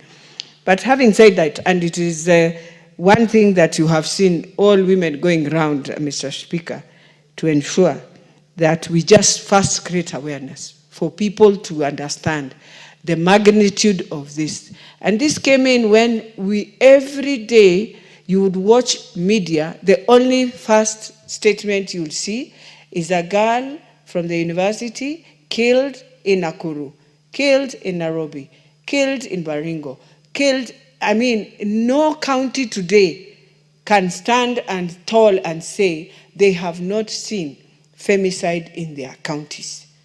And so we need to go back and ask ourselves, Mr. Speaker, what is this that we have lost from the African context that we had? And so as I support Mr. Speaker, I just want to appreciate and say the police still needs a lot of capacity and strengthening. With those few remarks, I beg to support. The Honorable Jerusalem Omanyi, you can make it brief so that many members speak to it. Thank you, Honorable Speaker, for according me this chance also so that I can also support this motion, as I appreciate Honorable Naisura for bringing this very, very important motion. For sure, as women members or as women leaders, there is no single day when we have not received reports of gender-based violence in our constituencies, in our counties, and every day we see reports, we hear reports, and most people who are affected are the young girls, the young ladies and the young mothers. This has been sometimes because of the hard economic times that we have. And of course, when we go deeper, we have come to understand that there is something which is going on wrong within our communities. Because life is sacred. And even in our culture, whoever could take life, that person was to be segregated. But, Mr. Speaker, these days, a person kills, is taken to the courts, and within a short time you find that person has come out and walking around and does not care. So we are perplexed, Mr. Speaker, that the gender-based violence and the rate at which it is growing, it is so alarming that as Kenyans we have to ask ourselves, where did our values go? What is going on? Like in my county, 2 weeks ago, we buried 4 people of the same family because a boy and a girl who had married and maybe had suspected that they were not staying well, tried to depart. That made that young man to take the life of the young girl and then take the lives of both the parents and the child of that young man. That means with the level at which the femicide has grown is too high, that as a government and as a country, we need to ask ourselves and then come back and look for solutions. For example, our president, of course, had given a go-ahead from Treasury, and we got some money, which made us to go out and do campaigns, but the campaigns were not enough. We have agencies which are supposed to make sure that the law which protects life, the law which is supposed to make sure that each person is protected, that these agencies are not actually doing their job properly. We don't know whether it's because they lack money or what they are lacking. But we want to ask, as a parliament today, that we all rise up and know that these things are giving the Kenyan government a very bad name out there.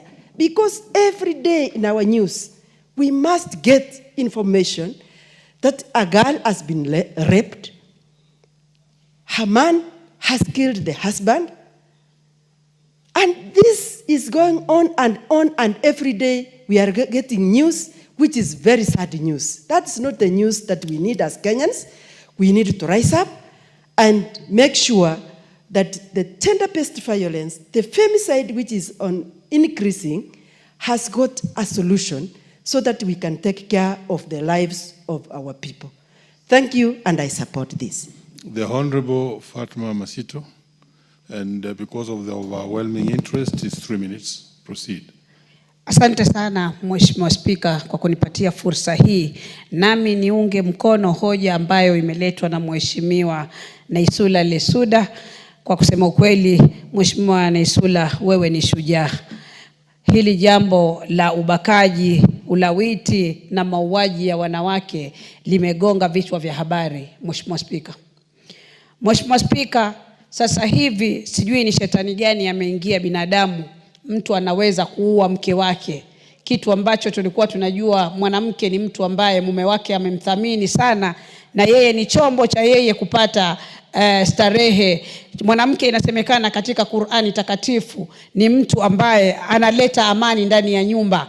Mwanamume akiwa na mwanamke analeta furaha ndani ya nyumba yako. Wewe unatoka nje, ukija kutoka kazini, ukija kutoka mahali popote umetoka, ukiingia ndani ya nyumba, ni matumaini makuu. Qur'ani inasema unapata utulivu ndani ya nyumba yako. Lakini tunashangaa sasa hivi ulimwengu mahali umefika, na hususan katika taifa letu la Kenya, mwanamume anaweza kuua mke wake. Mheshimiwa Spika, ni jambo la kuhuzunisha sana. Mheshimiwa Spika, tukiangalia swala la ubakaji na ulawiti ambao umekita mizizi katika taifa letu, Mheshimiwa Spika. Mheshimiwa Spika, tunashindwa wanawake waliojaa katika hili taifa ambao wako tayari kupeana huduma.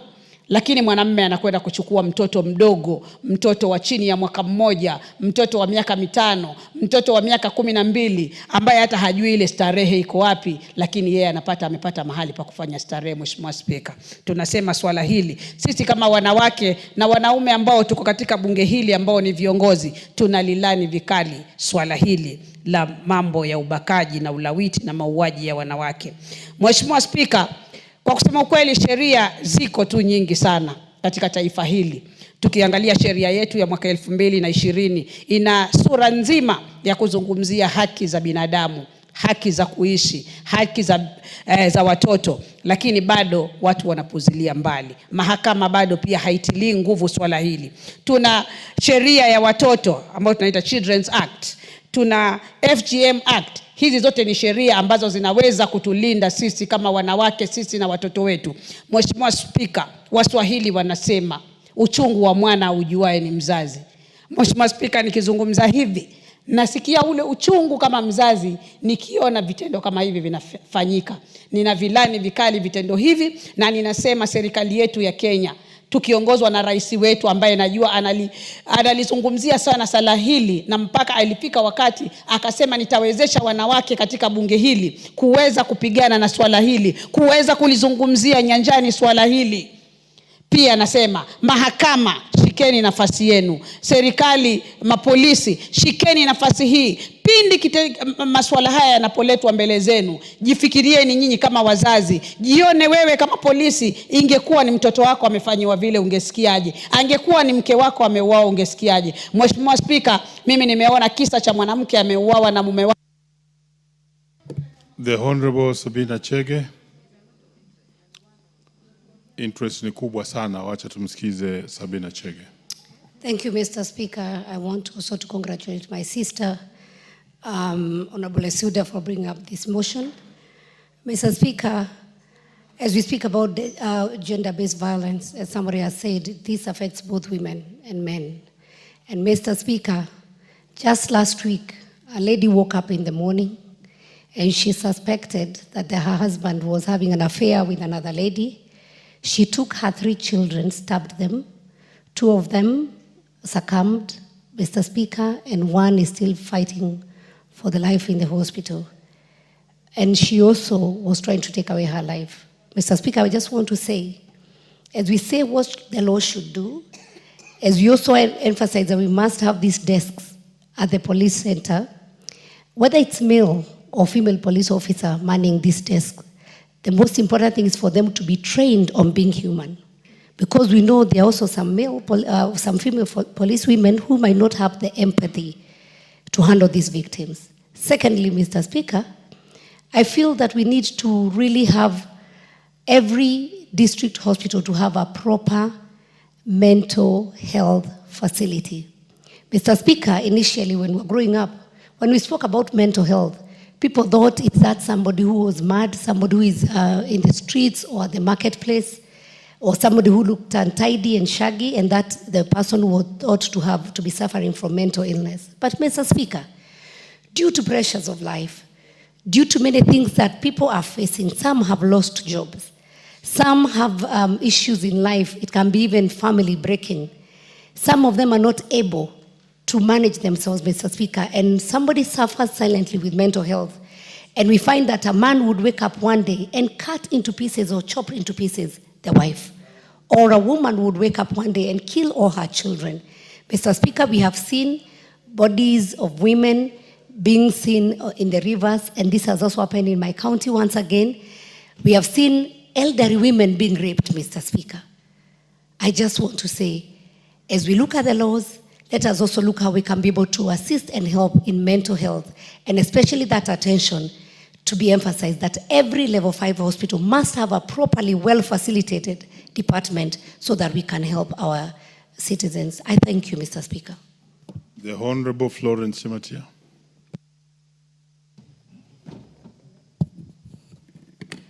Thank you so much, Mr. Speaker. I also want to thank Honorable Naisula for this very important motion before us. And I must say it's very timely, as most members have spoken before me.